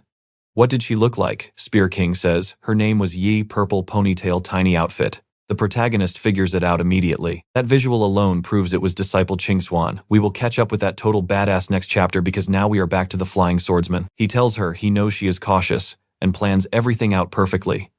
That is exactly why he is trusting her with the protection of White City. He promises she will not fail, and he tells her to prepare for tomorrow. But as he turns to leave, she just stands there looking worried. He asks what is up. She asks if he will return after ascending. Out of nowhere, he bursts out laughing. Once he hits the absolute peak, nothing in this universe can stop him from coming back. He pats her head, and she lights up thinking her master truly is the ultimate powerhouse. Meanwhile, back on Earth, the protagonist realizes Yunman might have overheard her, and she was missing during the big betrayal too. Could she be one of the few who stayed loyal? He quickly asks the Spear King where she went. He explains she said the Firestones were terrible for her cultivation, so she headed straight to Fengzhou City hunting for a different spirit cave. That is where we leave it for now. The protagonist asks his spirit crew about city caves, but Iron Fist admits they are completely clueless unless it is marked. Stick with me here suddenly. Scanty Clothes grabs his arm and says he should just ask her. Our MC tells her to spit it out. So she admits that passing by that city, she spotted a mountain completely overflowing with raw spiritual energy. The cave has to be around there. If he is down, she will gladly lead the way. And seriously, she used to wear a full shirt and normal shorts. Then she magically downgraded to a crop top and tiny mini shorts. Her outfit just keeps shrinking. Soon she will literally be wearing zero clothes. Anyway, Cap Kid turns and asks our MC if they are leaving. Our guy just nods and says, yeah, the time has come. The kid asks, what about this monkey corpse? What if it actually comes back to life? Our protagonist suddenly realizes the creature has an imperishable body. It literally did not rot or disappear. He honestly had no idea someone in this world could reach that insane physical tier. The spirit inside his sword mentions the kid looks totally freaked out. It warns our MC to brace himself because one day that monkey will break its seal and get a real body back. And when that day finally hits, Su Bai goes down. Our MC smirks and says fine, he will absorb that corpse into his consciousness. That completely stops the damn monkey from reviving and ruins Yin's plan to use it. He literally tosses it into the staff. The spirit begs him not to, but nope, too late. Next up, the Spearmaster tells our protagonist he is heading back to the city. It has been way too long since he saw his family. Our MC turns around, looks back, waves a casual goodbye, and their paths officially split. But you and I know this genre, that guy will return soon enough. Anyway, we cut back to Xiaoyu and Yunbin. He is in total agony, complaining it will take forever to recover his shattered technique. She is furious, calling them total idiots. They wasted all that time hunting for the stone, and it still ended up right in Su Bai's hands. Suddenly, they catch voices nearby. They peek over, and it is Wu's group with Yu begging her to slow down. Who exactly is this master she keeps obsessing over? Xiaoyu is already convinced Wu fully got her lost memories back. So the two of them step right out from the rocks to greet the junior. Yu is super confused, thinking she has never met them, but they still feel weirdly familiar. Yunbin tries asking if she is searching for the master. She bluntly says yes, looking like she is ready to slash him into pieces. He sighs and says, look, we literally just fought the master, and with your current power level, zero chance you can beat him. You are way better off joining us. We all level up together. And one day we will finally take that monster down. But she fires back. She perfectly remembers Yunbin attacking her last time, literally trying to fry her brain with a mental strike. Why on earth would she trust him now? Meanwhile, all this intense arguing makes Yu's head start throbbing. Then, she says, I really don't get it. While you guys are out here slaughtering disciples and ruining cities, the master was busy saving people. So who is the actual villain here? Xiao Yue snaps back. Are you blind to what the master did to us? How do you even have the guts to take his side right now? But Wu stands her ground, saying she is siding with the truth. And honestly, things are looking super suspicious. Let's pause for a second. This whole master ruining the world story is full of holes. Her true mission now is to track him down and expose the real truth. Yunbin quickly realizes she is completely lost to him. Arguing anymore will just make everything 1,000 times harder. On the flip side, Yu still looks brainwashed. If he can force her memories back, maybe the whole situation flips. So he slowly reaches out, claiming he will help her understand their past. But in the very next second, a massive scream just completely rocks the mountains. Yunbin yells, what are you doing? Wu instantly summons her blazing phoenix, warning that if he touches one hair on Yu, she will show zero mercy. Miniskirt snaps at Mini Shorts, saying Yu has every right to make her own choices. Yu calls him out, saying that is pure manipulation, just fancy lies and cheap mind games. It is totally obvious Yunbin is actually terrified. Wu steps up to her, gently telling her not to panic. Nobody here will lay a finger on her, and trusting Yunbin is entirely her own choice. The poor girl screams, crying that she has absolutely no clue what they are even rambling about. Masters, seniors, it is all just noise to her. She totally panics and hides behind Wu. Yunbin wants to strike. He realizes fighting Wu means Yu will hate him forever, ruining his master plan. So he grits his teeth and says, fine, whatever. If you want to play it like that, I will respect your decisions. He just asks that she remembers why the master deserved betrayal, and warns that with his cold personality she wouldn't be forgiven anyway. Then they state the door is always open for the two of them. He turns his back with a wicked smirk, muttering perfect, because he secretly planted energy that will help them discover the ugly truth about everything. And trust me, you and I know his version of the truth means the master has to die. The scene cuts to a forest where our protagonist senses massive spiritual energy. Let's jump in.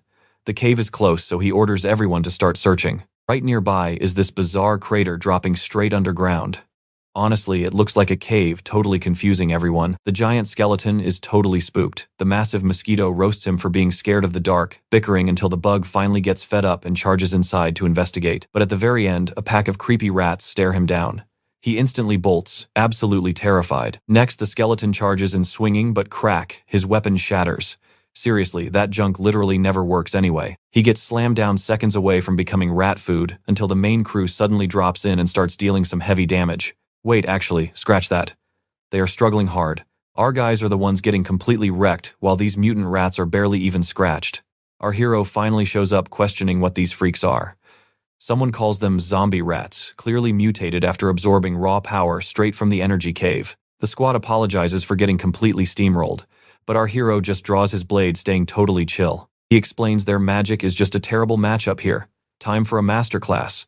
He'll handle this himself. He slices the first rat clean in half, but watch closely because right then mysterious guys appear above demanding answers. Someone recognizes their outfits immediately. Those guys belong to the infamous King Shen sect. The lightly dressed girl explains they blew up in power right when the apocalypse started. By hoarding talented fighters, insane techniques, and massive resources, they basically rule this entire cursed region like kings. Their leader smirks. Since she recognizes them, she obviously knows just how terrifyingly strong they are. Before she speaks, he casually drops a death threat. She knows too much, and he lunges in for the kill. Our hero swings his weapon, blocking the strike. No way he's letting her die. He warns them they are the actual prey here.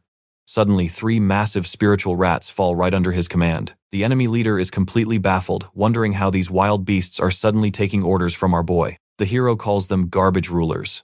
Ruling a wasteland and killing survivors during an apocalypse, absolute scum. With a cold glare, he unleashes the monstrous rats right at them. One guy frantically retreats while his buddies just watch. Our hero is obviously S-rank minimum, but this sect's whole gimmick is crazy teamwork. Together they think they're unbeatable. 5 more charge forward, smashing the ground with a massive spiritual fist. Another summons creeping vines. Seriously, leave the curvy girl alone. Well, actually, maybe keep the camera rolling. Wait, she easily broke free. These guys never stop. One sneaks behind, but the skeleton suddenly ambushes him sideways. The hit is weak, but totally disrupts his combo. Meanwhile, the girl strikes back, fully shattering those vines. How does a shiny weapon shatter on simple plants? The bony guy gets forcefully shoved away. Simultaneously, one thug punches at the hero while another aggressively flanks him. Su Bai is distracted, shocked that Yuki's brutal attacks were countered by a simple vine. You and I both see how weird his moves are, right? Anyway, another fist flies in. Our hero steps back, unleashing epic blue flames. The thug tries smashing him, but the flame literally splits midair, completely incinerating the guy behind him instead. The kid erupts into flames, screaming his lungs out. The boss yells to spare the juniors. Wow, hypocrite, much. Meanwhile, Iron Arm is brawling with the curvy lady. Not doing massive damage, but at least he's not totally feeding. He begs her to stop dodging, but she slips past. Right then, the giant bird blasts its sonar attack. The woman freezes completely, but absolute chaos breaks loose because an assassin is already lunging from behind to stab him. Boom, the attacker gets impaled straight through the chest by our mosquito. Wild, the curvy enemy immediately warns her boss they're losing members. The rest of the hero squad regroups behind him, and he genuinely praises everyone for surviving that clash. But one smirking enemy casually drops that his ability is off cooldown. Time to see a real mutant. In a flash, a guy teleports behind, smacking the bird and mosquito, then dashes straight for Steel Arm. Using raw momentum, he launches at our hero, who dodges it. But the freak twists his hand, snatching something invisible. Classic anime cliffhanger timing. Whatever just happened, he regroups with his team, confidently claiming he grabbed it. The villain announces all abilities are now completely sealed. Su Bai's energy turns into pure chaos. Steel Fist screams for an immediate tactical retreat. No powers, insane. But running is worse. Trust me, you and I are going to want to see how he survives this nightmare. Stick with me, our heroes are completely trapped right now. Guy in front smirks. He claims he read the entire situation perfectly, so he will generously give them a quick, painless death. The blue monkey spirit chimes in, telling our protagonist that winning requires his special help. Break his seal and the spirit will absolutely wipe out the enemies. But after that, he is gone forever. Su Bai just smiles. A super tempting offer, but he flat out refuses to take the bait. The spirit is completely shocked. How else is he going to fix this mess? Su Bai shrugs. He is way more interested in refining every single enemy right here, turning them into a group to make his own team stronger. The enemies absolutely lose it, furious that this cocky kid ignores his deadly situation. Another guy charges in with a massive flaming punch, shouting that this is the end. It lands right on the stomach of our MC. The enemy smiles, thinking he won, but then the body just dissolves. In a flash, Su Bai appears right behind the leader, swings his sword, and sends a head rolling. The curvy woman panics, demanding to know how that is even possible. They sealed his spiritual power. How is he still attacking them? He casually mentions it is a shame, because they only managed to seal his clone. The bird looks totally confused by his skill. Watch closely, he played this perfectly. The exact second they tried taking his energy, he borrowed the power of the bird with a new ability, threw out a clone, and kept himself completely at maximum strength. The voluptuous woman gets caught instantly, desperately screaming for her senior brother to help. Meanwhile, that guy activates his own powers, screaming that the kid must have a death wish. He throws a massive punch right into a giant lava monster. Our MC just draws his sword, perfectly aware of how to counter this exact technique. He easily slips past the attack and lands a brutal wind slash. They end up face to face. The enemy blocks the strike, but the protagonist dares him to try stopping this next one. He fires off another crazy attack. Hard to tell if it actually shredded him. The enemy panics and makes a clone, but still gets sliced in half. Deep inside the sword, the spirit realizes this wild kid really reminds him of his ancient master. But hey, he cannot jump to crazy conclusions just yet. He needs solid proof first. Su Bai asks what is taking up so much brain power, but the spirit brushes it off entirely. At that moment, his team rushes over, praising his insane skills and checking for any injuries. Suddenly, the soul of the dead enemy gets violently ripped from his body, screaming for the ruthless kid to stop this madness. But the protagonist completely ignores him, commanding the staff to refine everything. Those souls plus the rat spirits all get fed into the skeleton pet, leveling it up like crazy for massive power. And that bastard still never lifts a finger. The whole team gets a nice level up and some sweet new skills. Then he actually goes to mess with his unconscious friend. This time, he gives her a poke right on the belly button, telling her to wake up because she has slept long enough. He totally freaks out at first. The group warns him off, but then she blushes, saying if he wants to touch her, he should really give a warning. Ignoring the comedy, our MC orders the team to gather the remaining corpses. He needs to have a very serious chat with the group. I know what you are thinking. Obviously, he spared the only pretty woman in the enemy group, right? Classic move. I seriously wonder why. He casually walks up while she screams, desperately begging for forgiveness. She claims she never wanted to join those guys. He coldly tells her that survival strictly depends on her performance right now. She needs to spill everything about the spirit cave. Terrified, she warns him that the smartest move is to completely lose interest in it. That cursed place eats people alive. He demands an explanation. She reveals that several heavy-hitting teams from her clan already raided the cave, but absolutely nobody ever made it out alive. Su Bai knows his squad is tough, so if elite groups got wiped out, something is seriously wrong. He orders her to explain exactly what happened. A team of 5 went inside, while the rest stood guard outside. The squad never returned, but a massive monster rat suddenly came crawling out. They killed it and had a twisted idea. Why not send small creatures inside, creatures that survive and casually soak up the cave energy? Then they would just harvest those creatures. That was the plan. Our MC narrows his eyes. So they were chucking rats inside just to farm energy. That sounds completely insane and weirdly suspicious. If elites die, but weak rats survive, the math is totally wrong. She agrees it makes zero sense, but swears it is true.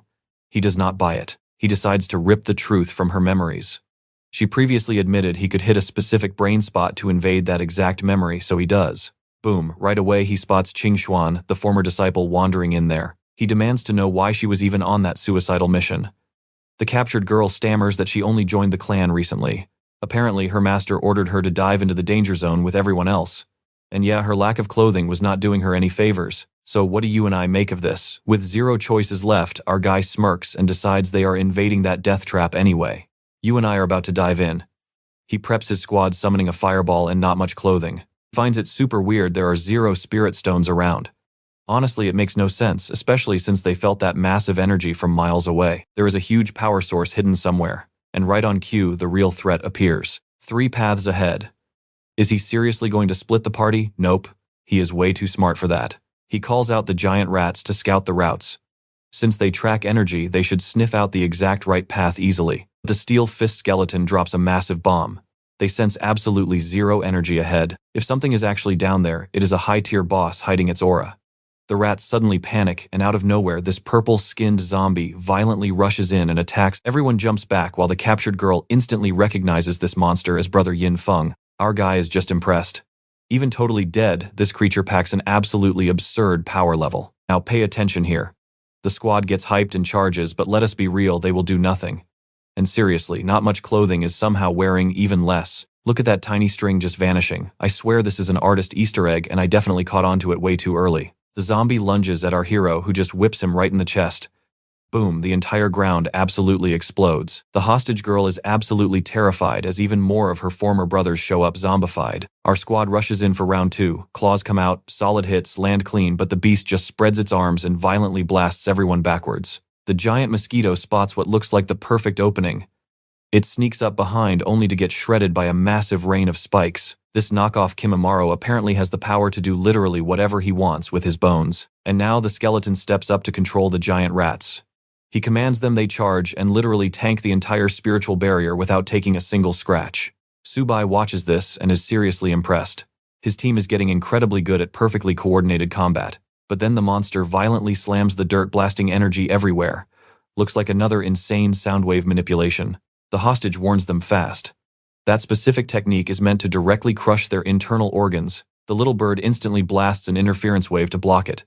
Sound clashing against sound, perfectly canceling out. Our boy rushes in, praises. The bird slips behind the monster and swings his sword. Nothing. It completely bounces off. The bastard has a literal soundwave shield protecting its skull. The whole team is stunned.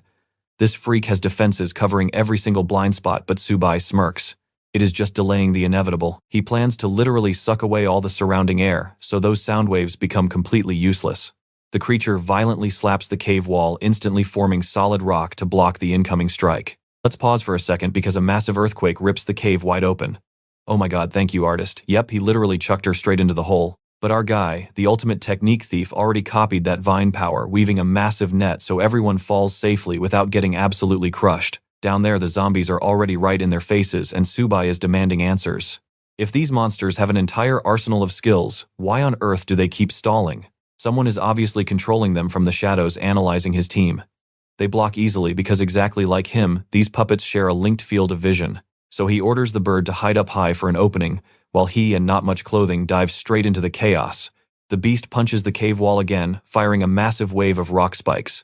But our main character simply raises his protective plants. He tells the girl to aim strictly for the eyes, charges pure energy into his blade, and sets everything totally ablaze. Monster chains heavy combos, but Su Bai just slips through every hit while the bird circles above, patiently waiting for the perfect strike. Finally, the little bird dives in and lands a solid hit that forces the zombie to actually flinch. Not much. Clothing follows up with a clean stab to its eye, but she celebrates way too early and takes a brutal hit to the shoulder. Oh yeah.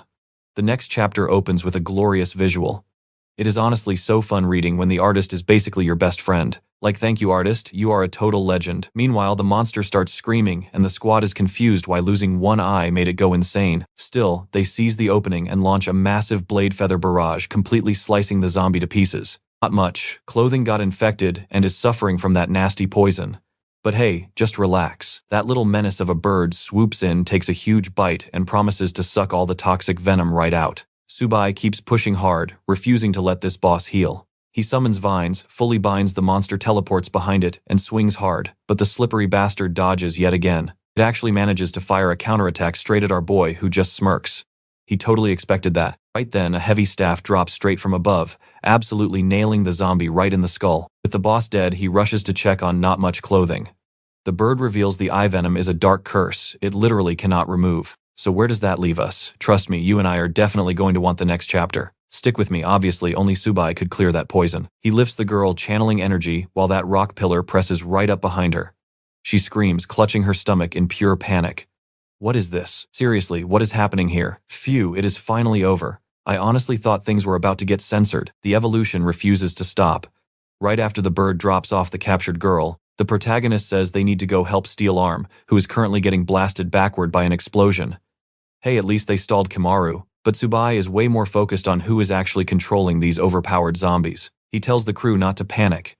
They are leveling up. This creature is just absurdly strong. He drops a buff on the squad, calling everyone back into the fight. Zero rest for anybody. The monster rains down bones, but Su Bai deflects it all with a spinning staff defense. He is genuinely shocked that even the banner barrier is barely holding up. Watch closely, Kimaru twists his arm into a massive cannon. Su Bai yells to push forward. If it fires, game over. They charge, but the blast releases, creating explosive chaos everywhere. Right out of that smoke, Su Bai drops down, landing a massive heavy strike with his sword. But the beast blocks, it shoves the cannon into its own mouth and prepares to fire. Suddenly, it hesitates. Everyone is super confused why it stops shooting until they look down at its foot. That giant mosquito came in clutch, locking it down with a skill seal. The roaring monster shoves Su Bai away and dives straight into the hole. But Su Bai smirks. Escaping is not going to be that easy. He activates stone manipulation, piercing the beast from every angle mid-air. Its soul immediately rips out, getting sucked right into the staff. The hostage girl is absolutely stunned. How did 3 elite seniors fail while this kid won? Su Bai just wants the puppet master. Turning these things into servants is way too risky right now, so he decides refining them is the much better play. Boom, the banner hits level 9. Now his power buffs work on allies, not just servants. Yeah, he did all that just to pump power into little clothes and make her suffer. Thus, he unlocks encrypted system communication with his servants. Nobody is ever intercepting those messages now, and thanks to the mosquito hard carrying that fight, the creature officially evolves to boss tier. We both know those level ups will not help.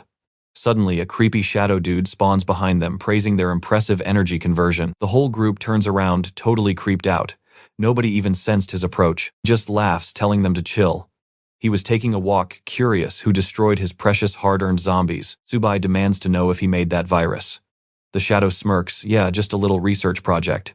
He suggests heading underground for a nice chat. Instantly, Su Bai knows this is the exact guy draining the cave's spiritual energy. Little Clothes immediately charges and basically begging for a beatdown just so she can get healed. She shouts that the guy is distracted, and they need to jump him while he is totally alone. But the phantom dodges effortlessly because she screamed his name. Now the monster knows he is Su Bai. Yunbin was supposed to have killed him. The protagonist attacks, demanding to know how this bastard even knows about Yunbin anyway. The shadow keeps dodging every single strike, teasing that it is none of his business. He only knows he has to finish that guy's job. The squad is completely at a loss here. Literally 0 attacks are connecting. Su Bai tells everyone to save their energy. This is not even his real body. It is just black mist, only good for chatting. The shadow says he would love to talk, but playtime is over. He slaps his hand on the wall, activating stone control, and the entire cave starts collapsing. The monster vanishes into thin air, leaving a parting threat that he will be waiting down below. Su Bai is sweating. Having the exact same stone manipulation ability is insanely rare in this world.